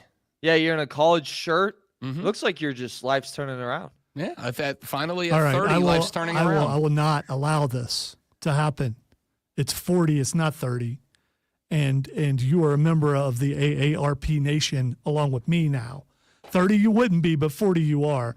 And the degradation has started. He's grunting a little more when he's sitting down. He became very organized this morning. Just suddenly everything put in its place. It was really weird. The Madre came into town to surprise me for the birthday yesterday, and we went out to dinner last night, Mario, and I'm only saying this because I know you'll laugh at it. We sat down. We had a lovely dinner. We went to leave. We stood up to leave, and as I stood up, the mom's like, uh-oh, and I went, uh-oh, what? And she said, you had to do the thing to stand up where I had to put both hands on my thighs and push myself up off of myself to stand up. And not only did that, but on the way up went, as I stood up.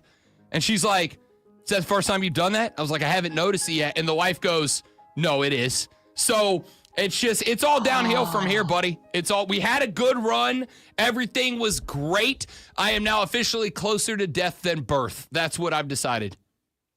Oh, no, you're not closer to death than birth. You're about halfway. He is. He's on, according to expectancy, which I believe we checked was 77 and a half now. Yeah. So and on the way down. Yeah, he's definitely on the other side. It's on the way down. Yeah. We are, I believe, if I recall correctly, the only first world country with a declining natural life expectancy now. We're doing great. Everybody's awesome, and I'm now closer to that than being born. See, I can already see the end zone. So, I mean, at least you're not that far. That's Lonzo putting the end in end zone. It's always green in the end zone, though. Hating Ass Mario joining us here on the Rob Brown Show and the Fan Upstate. Hey, speaking of closer to the end of the beginning, where's Aaron Rodgers going to be? Is he going to be one of them LA Rams at the end of the year? Does he complete the Brett Favre imitation tour and end up in Minnesota? Or does the league decide maybe we're done with this cat? I hope someone decides that we're done with him. And the Rams, too. We were talking about this last night on BetMGM tonight with Brad Evans and Ryan Horvath, 7 to 11 p.m. Eastern on the BetMGM Network. It doesn't make sense for the Rams to just get off Stafford. You were the closest team to take out the Super Bowl champs this year.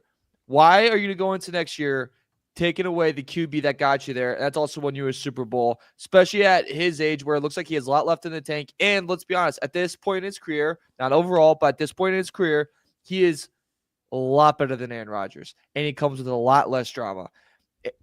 Matthew Stafford doesn't go on ESPN once a week and say some crazy stuff on the biggest show in sports media. That's that causes true. But headlines. wait a minute. I'm going to push back a bit. Kelly Stafford has a pod, and when they let Cooper Kupp walk a couple of weeks ago, she caused some bleep on her pod going out there. I honestly think it's not Matt that's going on the McAfee show talking smack, but I think his wife has created a little bit of baggage there, and I wonder if that's playing into it a little bit.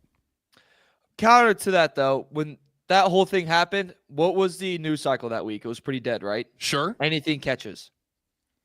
And especially in football. I just want to point out for all the people who, like you guys, who are anti-Aaron Rodgers guys, there's a lot of people out there who are pro-Aaron Rodgers guys. No, you're missing the point. It ain't about the takes on the McAfee pod. It's that he's not good at football anymore. And it's do you want all this baggage that comes with Rodgers? Do you want it as soon as I get him, I have to sign Devontae Adams if I know he's a good player, but if I don't sign him, I'm already off to a bad foot. Are you already gonna have a little pity party for yourself come training camp? I don't want to have to deal with all that stuff. It's fair. And he's old. And he's what hit? What hit? He could be down. So if he does get signed and brings along Devontae and wins the Super Bowl, will you come back on here and apologize, both of you? Sure, but Yeah. what were the Jets? Because I will remember. But I just want you to know that. I'll go with your line of thinking. What was the Jets' record the last 2 years? Because I'm pretty sure they didn't go to a Super Bowl, and they had Devontae. Yeah, Lonzo, like if I, Yeah, the only people that go to Super Bowls are Kansas City and then somebody else. A very few other people. What's more likely? Aaron Rodgers goes to the Rams and win a Super Bowl, or I start dating Sydney Sweeney? Like, let's just be honest here. I'm trying to think age range as far as Sydney Sweeney goes. Oh, Mario's my age. It's my Mario's age. in the age range. I was going to say, you got a good possibility of doing that. Look at this half-ass dollar store I think you got a Justin chance, Bieber dude. look, though. I think you got a chance. That You store Bieber. You look like Justin Bieber, but before the bad tattoos. Yeah. Okay. That's not a bad one. You're not even pushing back about that. Bieber's done pretty well for himself. So It's true. Yeah. I It's think true. that went back right at you. At 40, you gotta stay sharper. You Yeah, gotta you get do. on the Yeah, you creatine. absolutely You gotta do. take some Lions, man. Wow. You gotta stay sharper than the dome. I'm all right, buddy. I'm all I right. got a guy. Hey, I'm hosting your show 3 days next week, pal. You might want to slow your roll just a bit, is all I'm saying. All right? Next thing you know, Rob's doing Total T commercials. Yeah. You Me and the big hurt Frank Thomas, baby. And she'll like it too. Hating So ass. creepy. Oh, yeah, like that. That's- That's getting pulled. yeah, I hate That's that. getting pulled for a clip. Hating ass Mario joining us here on the Rob Brown Show on the Fan Upstate. Sam Darnold is, I think, probably the other big linchpin in this whole quarterback carousel we're waiting on. If I'm Minnesota, I'm definitely moving on. I think if there's one lesson to take away from the Vikings last year, it is, the last 2 years with Kirk Cousins as well, it is they built a good enough team that team can drag average quarterbacks to good quarterbacks to great. Now I just got to find a great quarterback to carry me to Super Bowl levels. I love the culture Minnesota's built. I love the offense they've built. I love the skill set weaponry they put around the guy. They got to go find a guy, and how anybody thinks Sam Darnold is that guy after the end of last year, I don't get it. Somebody's going to get talked into doing what Atlanta did with Kirk Cousins and overpaying Sam Darnold. It's not going to be San Francisco. It looks like they've opened up their negotiations with Brock Purdy, who I feel the exact same way about Brock Purdy as I do Sam Darnold. Does Sam Darnold have a QB1 landing spot somewhere next year, or does Minnesota decide run it back one more time and let J.J. McCarthy have another year to get ready? He is recovering from a pretty major injury, so it wouldn't surprise me if they bring him back and go, we'll run it back one more year.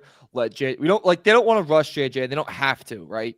That division is insanely tough. It's only going to get tougher. So why rush him back when you have to face the Bears with a new improved head coach, the Packers with a pretty good defense, and then on top of that, you have to face the Detroit Lions, who are a pretty stacked team as well. And you really want to rush a young QB, right, all into that, who, let's be honest, of all the QBs in that class, was probably the least amount of talent out of all of them.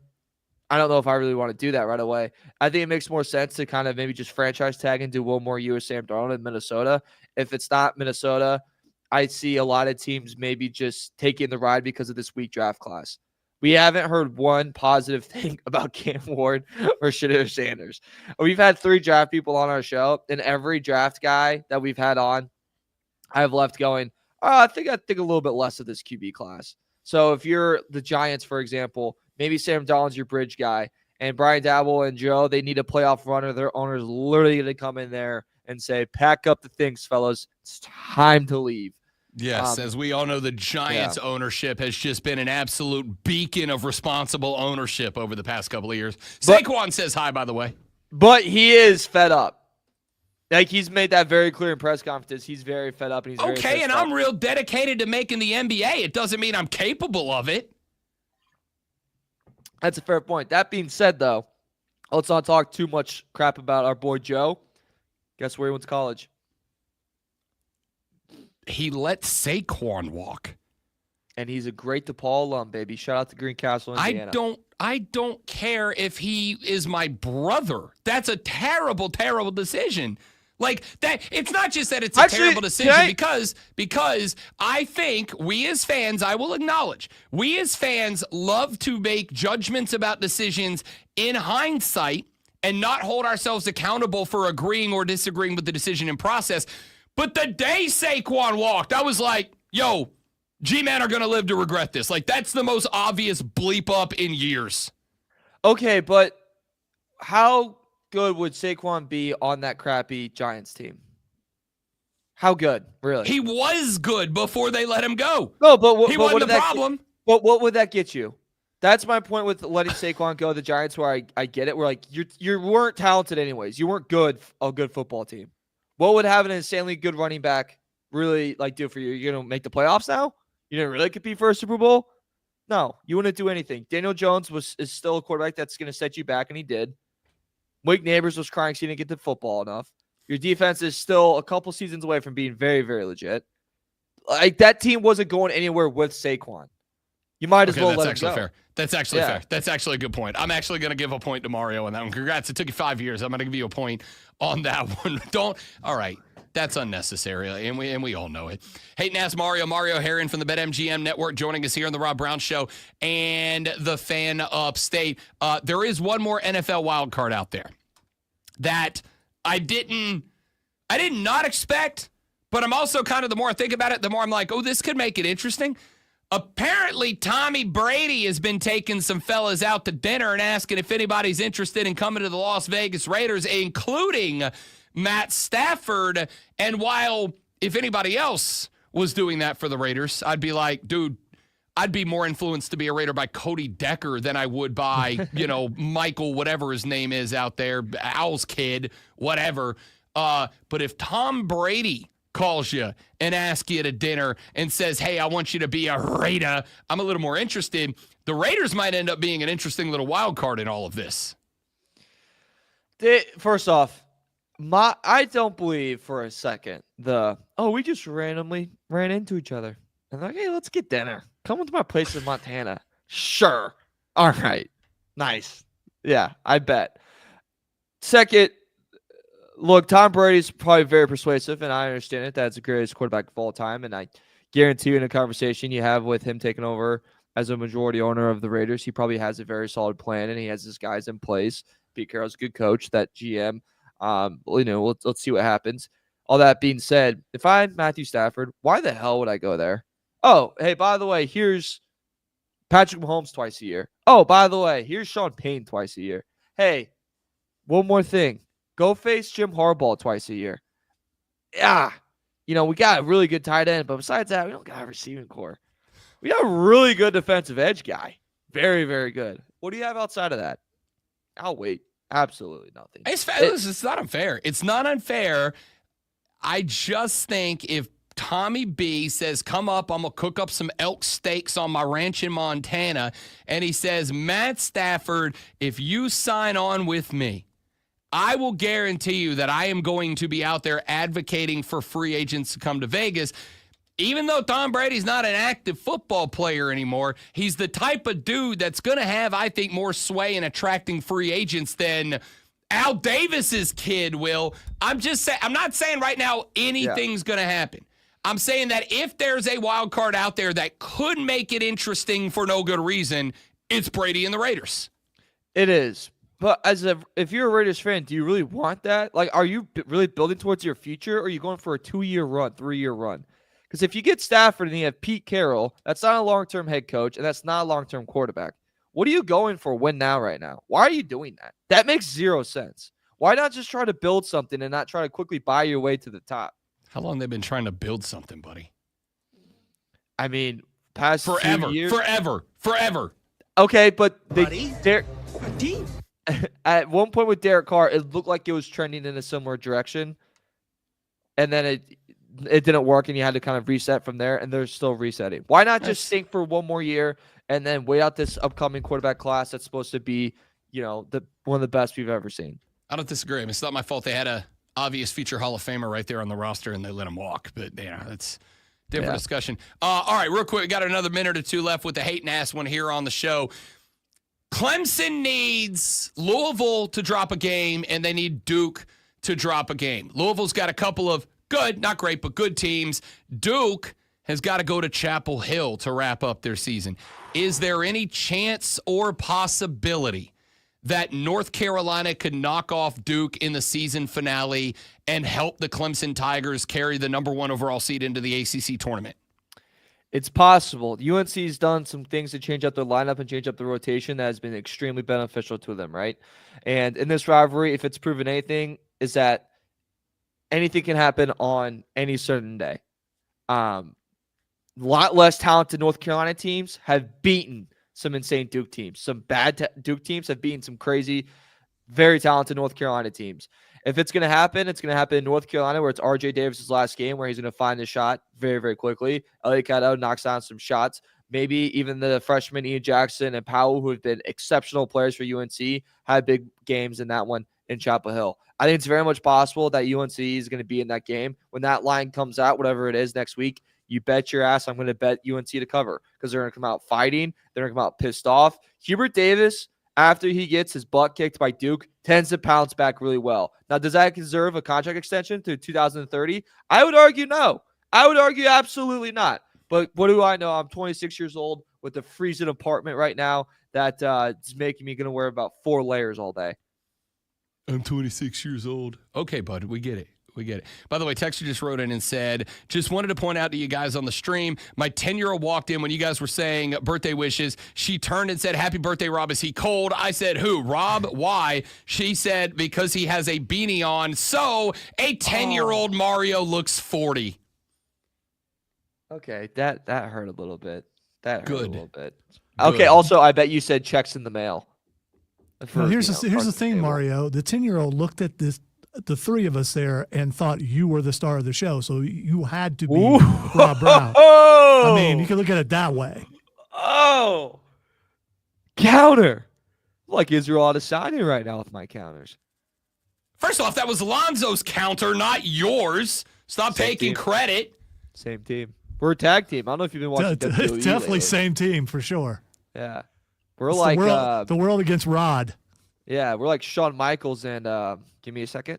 Yep, Triple we H. will. Yep. Okay, that works. I'm real mad. I'm real mad he got that right. Yeah. I'm real mad he got it right.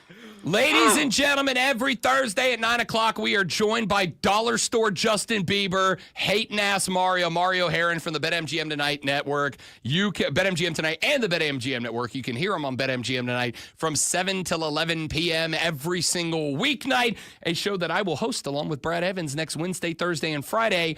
I want you to know, after today, I am coming to wreck your house next week, bud. Well, it's an apartment. So just keep that in mind. Your radio show, Mario. It's a metaphor. Wow, getting destroyed. God, today. it's a metaphor. Also, Walmart Justin Bieber is like an Indianapolis 10, a DC 9. I need you to know that's saying less about you than you think it is, bud. That's fine. It's completely fine. See you next week, maybe? I'll get you Sydney week. Sweeney's number, by the way. I'll do that. I'll do that for you. I got you covered. Appreciate it. I might Who's have Sydney tough Sweeney? competition. She Dude, dates Paul I've seen Skeens. it.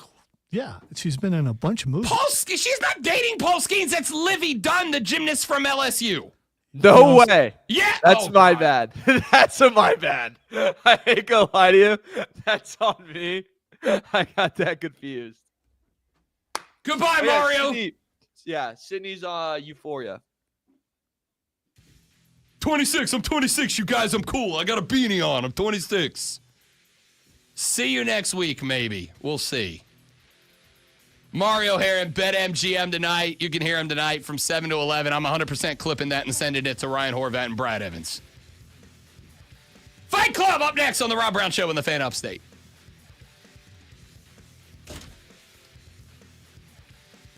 Don't worry, I'll make sure the audio All disappears. that work He you won't were be able to doing get the a hold whole of it. show, and you blew it in the last second of the Yeah. interview. I Nice always job. get them. I always get them confused though, because I'm pretty. Don't they look alike? No. They Well, don't. they're both well, blonde. They're both blonde. They are Nice. both blonde. One seems to be much more flexible. That's all I'm saying. Well, yeah. You don't know that for a fact. I saw commercials. So, I mean, that's all I can, Libby Dunn is very clearly a gymnast, Yes. and Sydney Sweeney is very clearly an actress. We'll just leave it at that.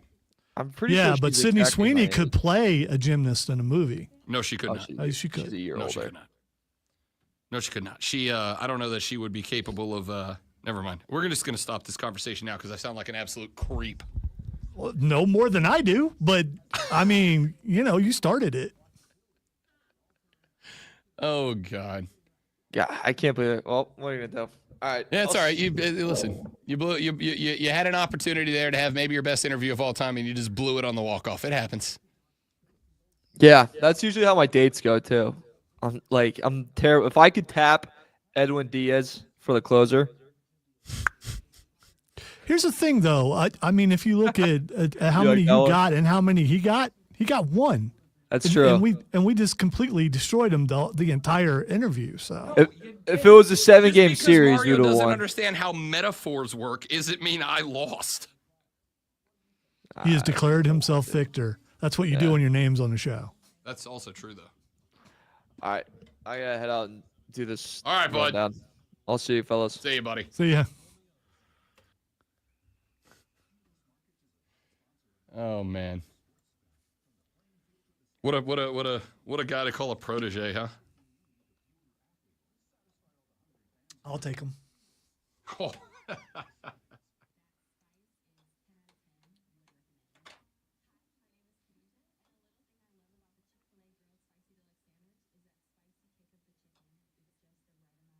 We're on a heater right now over here. Except for it didn't kick the ball back that time. Maybe he's tired of doing It might be. stuff. See if it does now. Yes. I'm not here to do your stuff. Walk over and get it yourself, mister. Literally all that device is for.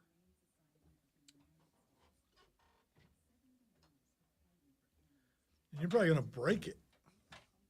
By making it do the thing it's built to do? Well, overuse.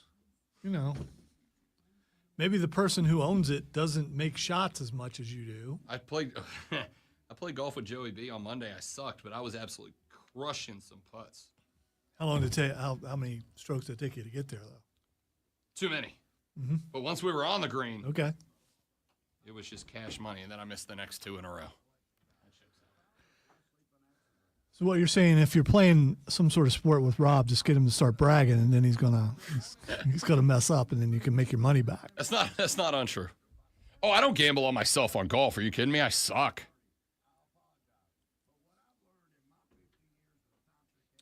You're right, Keegan. All blondes aren't the same. Some of them aren't natural.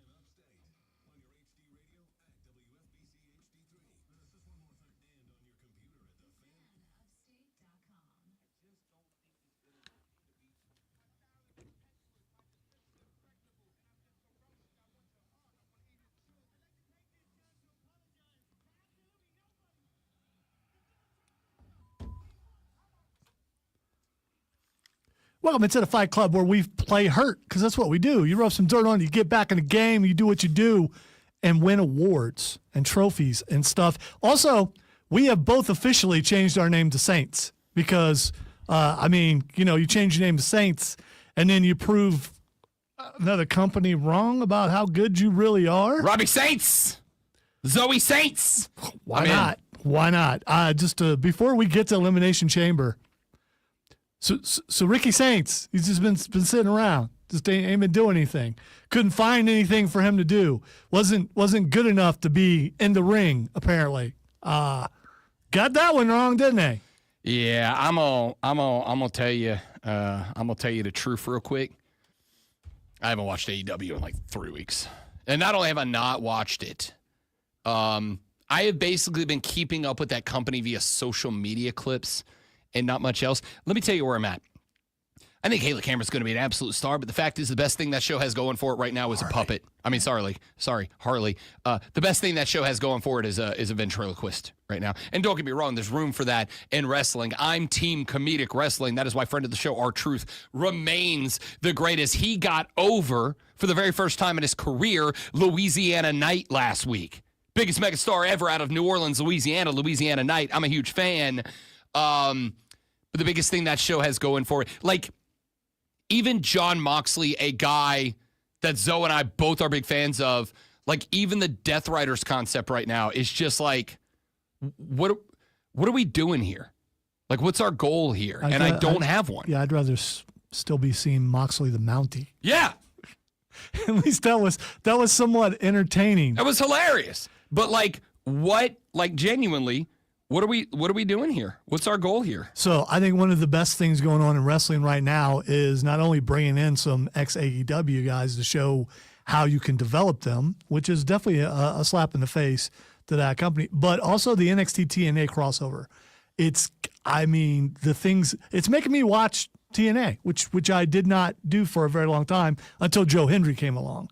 And then I would just watch Joe Hendry matches. Now you never know who's going to show up on either show, and I think it's very entertaining. And I'm looking forward to the next PLE, which I think is next week for NXT. There's going to be a bunch of TNA people on there defending belts and stuff. It's looking really good. It does. I think what NXT is doing right now, what NXTNA is doing right now is you know what it is? It's what wrestling should be, but done as a developmental project. If they ran the main roster the way that they run NXT right now, it might be the greatest wrestling promotion of all time.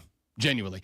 But yes, the crowd the other night that was chanting Tony fumbled was spot on correct. And that's just somebody who, again, I hope this doesn't get us in too much trouble. I want AEW to be good. I want it to be great. Competition breeds excellence. I want another promotion that has me going out of my way to watch it. I want to get to a point where at the end of the week, I have to make a decision about what order I'm watching what shows from what production company. And right now, there's not one. I think you can make an argument that WWE has reached the heights that they have right now because suddenly they had some competition. I mean, not on the same level, but had the potential to be up there and actually be competition.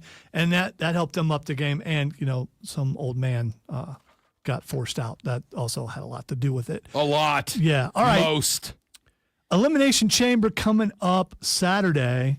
A couple matches aside from Elimination Chamber. Kevin Owens versus Sami Zayn in an unsanctioned match. Hopefully they don't kill each other. They've done this sort of thing before. And is this the longest friend feud of all time? It is. And the reason why is because we've seen it 15 times and I want to see it 17. Oh, I'm not saying I'm not interested It's in incredible. These two guys,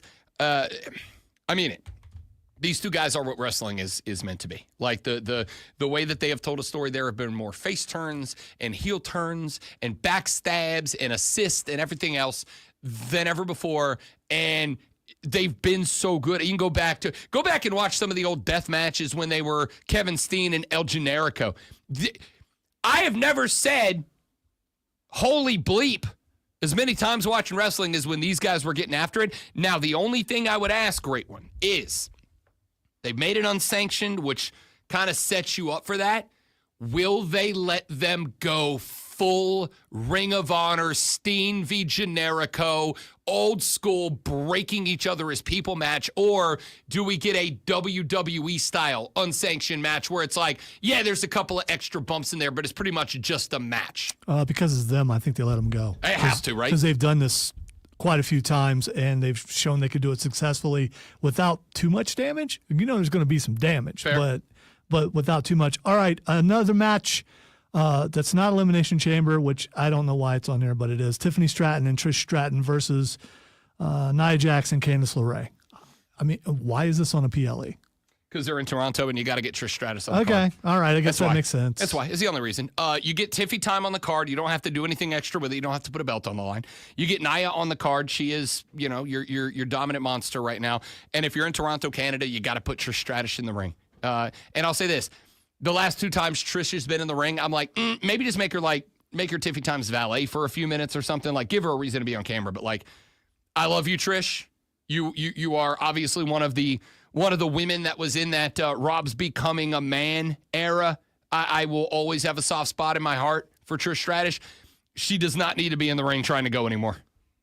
Agreed. And also, I just want to say, Candice LeRae is the perfect hanger-on type person that finds someone to hang on. I think she plays that role really good.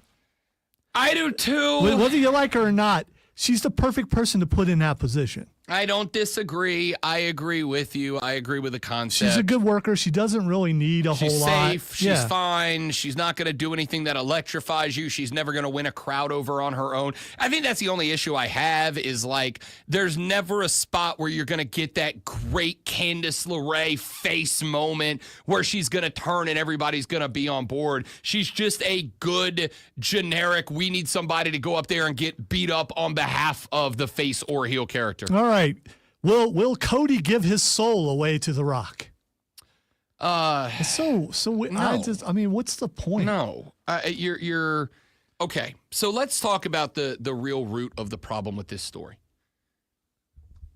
Rock had more face turns in one segment than the Big Show's had in his whole career, right? Like, he had more. It was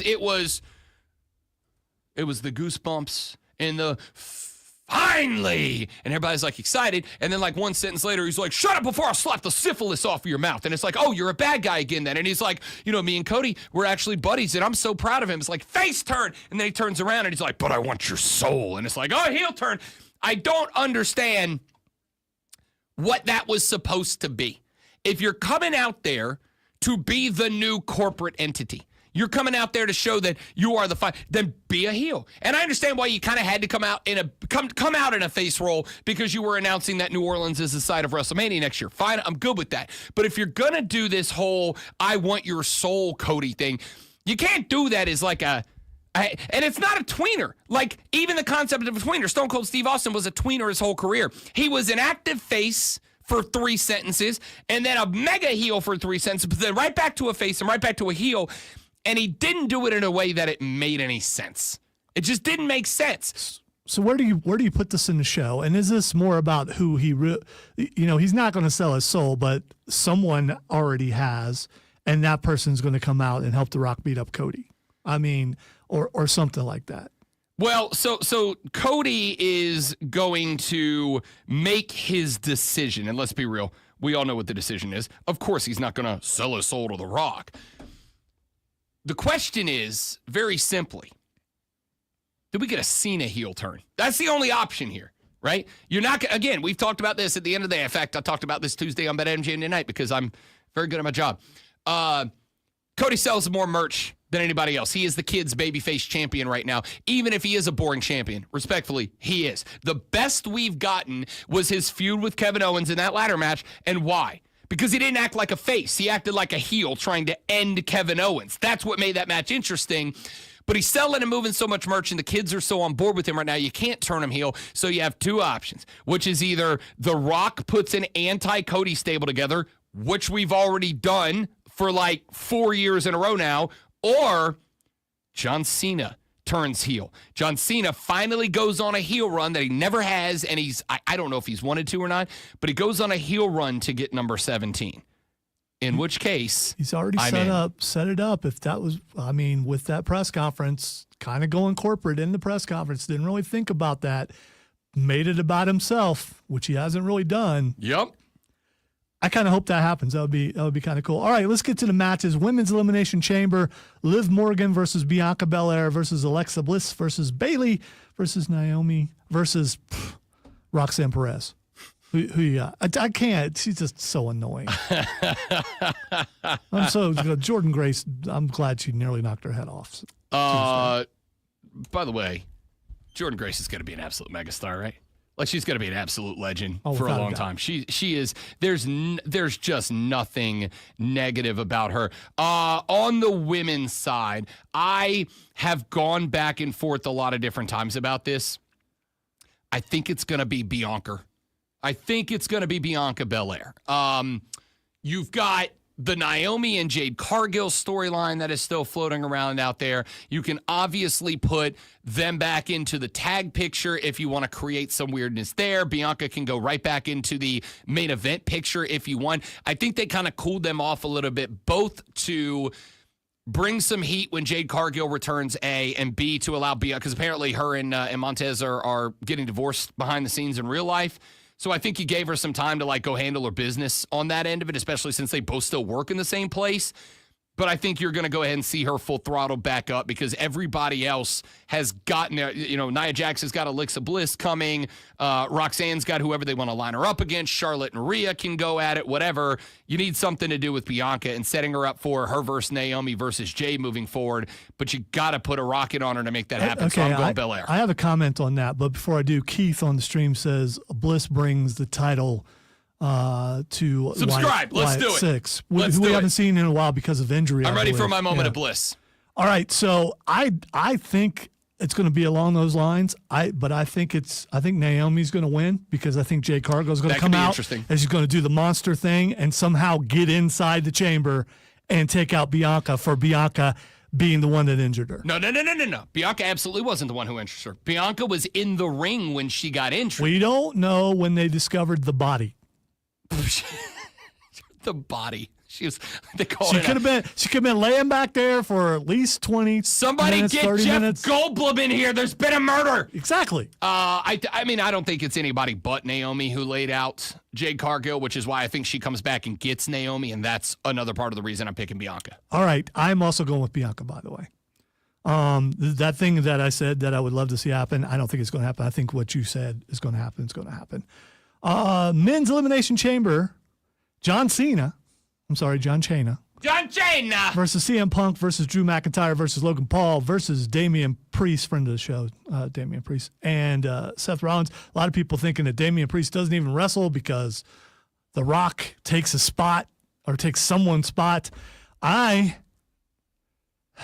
going to get mad at me. I think Logan Paul wins the Elimination Chamber. Not a chance in hell. Not a chance in hell. There's no reason for it. I will also. He's always mad at me, so I don't care. I'm not mad at you. I think Logan Paul wins. There's negative chance that Logan Paul. I think they understand to some degree what Logan Paul is, which is a guy you can throw in there because the YouTube hits are monumental. They got like 50 million hits every time he goes on TV. He's already had a championship match. He's already held a championship. I don't disagree, and I think considering it was very negatively received, whether you like it or not. The YouTube hits are worth something, but how do you get the most YouTube hits out of Logan Paul? You just let him be the body that gets bagged throughout this match. I think it's going to be just like it was in the Rumble. Everybody's beating up on Logan Paul. There's only 2 names that win this thing. It's either going to be John Cena or CM Punk. And there's a whole story with the whole concept of Punk because he's got the Heyman favor, and there's a lot of people that believe that Punk gets himself added via Paul Heyman into the title picture at Mania, and it becomes a triple threat. I don't know about all that. Here's all I know. I don't let the gambling odds impact what I'm going to pick on this show. John Cena is minus 1,500 to win this match. The next closest is CM Punk at 3-1. You understand the difference there? That's like the Chiefs versus DePaul football. 1,300 or 1,500 to 1 to plus 300. John Cena is winning this Elimination Chamber. Question mark is, Does he win it with heel tactics in turn, or do they save that for Mania, or are they going to give us a genuine face-via-face main event? Also seeing a lot about corporate CM Punk. Also that? Yeah. Which, by the way, how great of a character turn is it if CM Punk becomes a corporate figure? Not that could really, be great. Not really that much of a turn. That was literally, being anti-that was 40 years of his character. Pipe Bomb was written by somebody else. A wrestling promo was scripted? Stop it. No way. One segment left. Back after this on the Rob Brown Show in the Fan Upstate.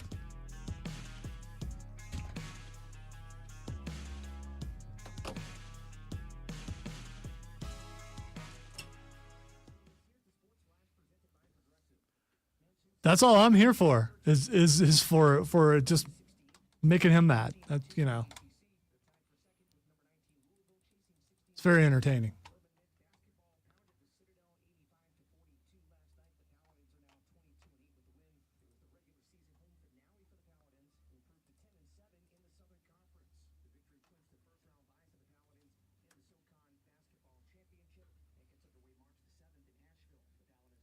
I hate that they moved the PLEs to Saturday nights though, because that's a problem for me.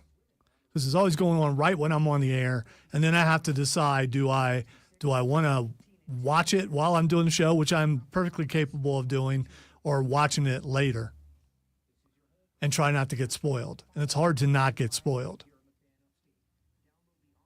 especially when the show you're doing is actually online and people can just throw that in there. So I don't know.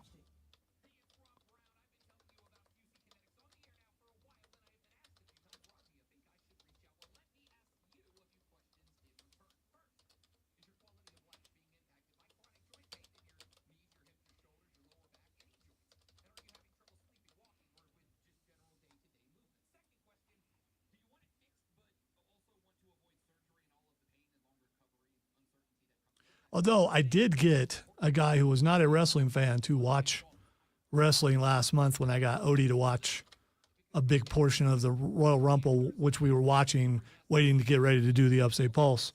And then he went home and watched the rest. So, you know, maybe I should watch it whilst doing the show.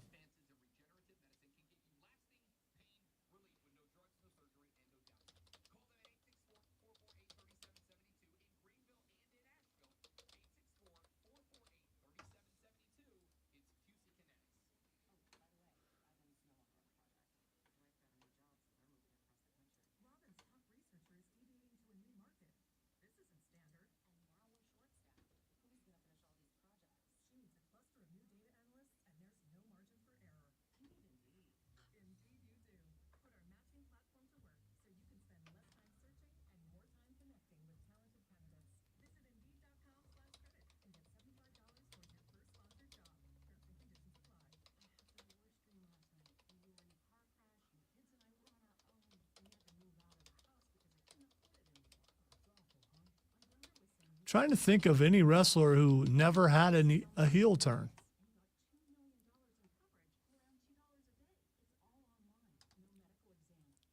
Cena was on the edge a couple times.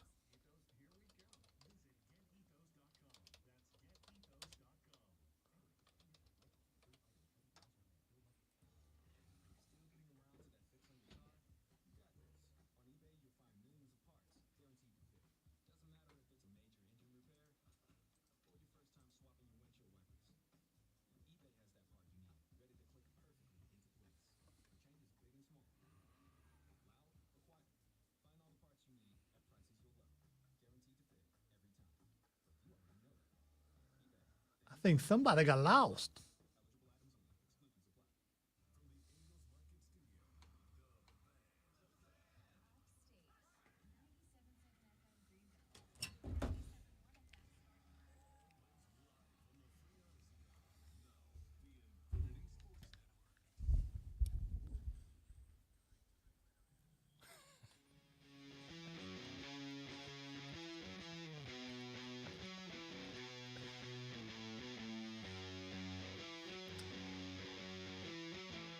I think it's worth the conversation even if nobody else does. Hooters is going into bankruptcy.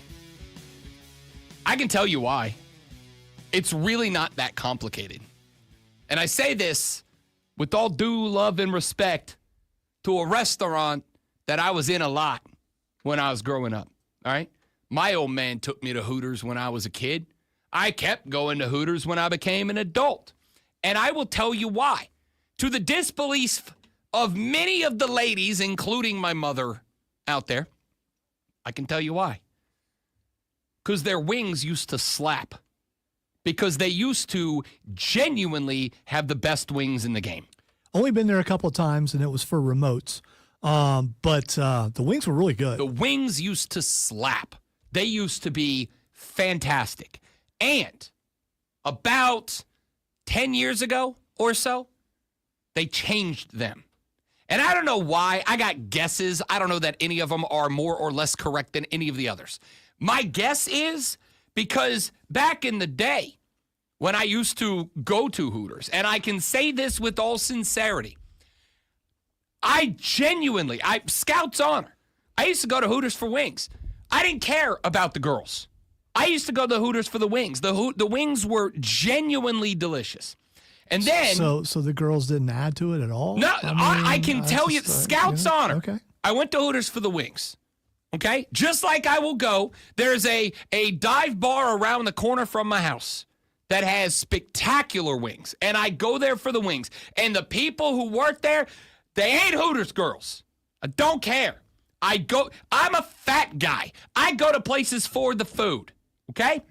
Or the beer or the drinks or the cocktails or whatever they do. If they do a thing and they do it exceptionally well, I will go there for that, other circumstances pending. Hooters used to have, I mean it, the best wings in the game.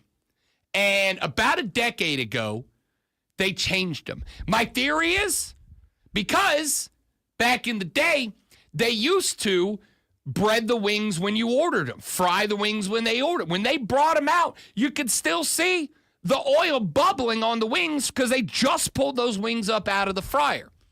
I used to have, back in the day, a friend who literally worked at Hooters as a wing guy, as a wing chef, or whatever you call him. And I used to be... How you doing? I'm a wing guy. This is also true. That was because for about 4 years when I lived down in Destin, I did a show from 7 till 11 p.m. called The Hooters Sports Show with Rob Brown. I did these shows one day a week, every week, at Hooters across the Florida Panhandle. It's awesome that we both have been sponsored by Hooters before. Straight up. It's my favorite show I've ever done. Because this may shock you, Hooters wanted, like, authentic, unless the FCC says no, we want you to be just unbridled Rob Brown. Like, the chaos on this show is energetic because it's a morning show. The chaos on that show was a different level, okay? Used to be sponsored. I used to love it. And I would go there, and I would just absolutely just nuke some wings, okay? And then about 10 years ago, about the time I was doing that show, they changed the wings. My guess has been and remains because it was expensive and time-consuming to send the chicken wings to the restaurant to then have somebody in the restaurant dip and bread and fry the wings to order. And I suspect that now they just send pre-cooked wings to the Hooters and all they got to do is either like flash fry them or heat them up or whatever. But the quality in the wings dropped dramatically. And what was the common misconception, as UNC Chris just texted the show at 844-326-3663 and said, right, Rob, and I read Playboy for the articles, LOL. Scout's honor, okay? I went to Hooters for the wings. They were the best I could get. And then they changed the quality. And while, yes, many fellers went to the Hooters for the girls, for the ladies, that is true. They also went because the wings were good and the beer was cold. And that is a selling point. Having some attractive young ladies bring you the plate full of wings is another story. Like, yes, that is an added benefit. But I don't go to a place or do a thing for the added benefits. I do it for the thing. If I go to your restaurant and your restaurant sucks and the service is bad, but you give me the best wings I've ever had, I will come back to your dingy-ass watering hole with your mean waiter if the wings slap. Hooters wings used to genuinely slap, and then they decreased the quality of the wing, and now it's like, guys, I got the internet. If I want to see a pretty girl, I got Google at the crib. And I got it on my phone. I don't need to come to Hooters for a pretty girl anymore. I can just look on the internet. Now, if you have wings that slap and there's a pretty girl that talks to me, that's an added benefit. But Hooters ain't going through bankruptcy because, like, millennials don't like attractive women. Yeah, we do. I promise you. I promise you we still do. We don't go anymore because, A, you dropped the quality of the wing, but you didn't drop the price with it. If you would have dropped the price, you'd have probably been cool too. But you're charging me the same amount for an inferior wing. It doesn't matter how gorgeous the girl serving it to me is. If you give me a high quality wing at a good price point, I'm in. Or if you give me an okay wing and you're going to charge me 20 cents a wing instead of $1, I'm in. But you didn't. You cut both out. This isn't a mystery that we need to spend hours solving. Make the wings go back to what they were or drop the price down to meet them, and we're right back in. And now, the Rob Brown Show presents Twitter. By the way, last week when this story broke, I was driving down a road where there was a Hooters, and it looked pretty busy to me. I mean, some of them are still busy. Yeah. There are absolutely still dudes out there that are going to go to the Hooters for the attention from an attractive waitress. Ain't no doubt about it.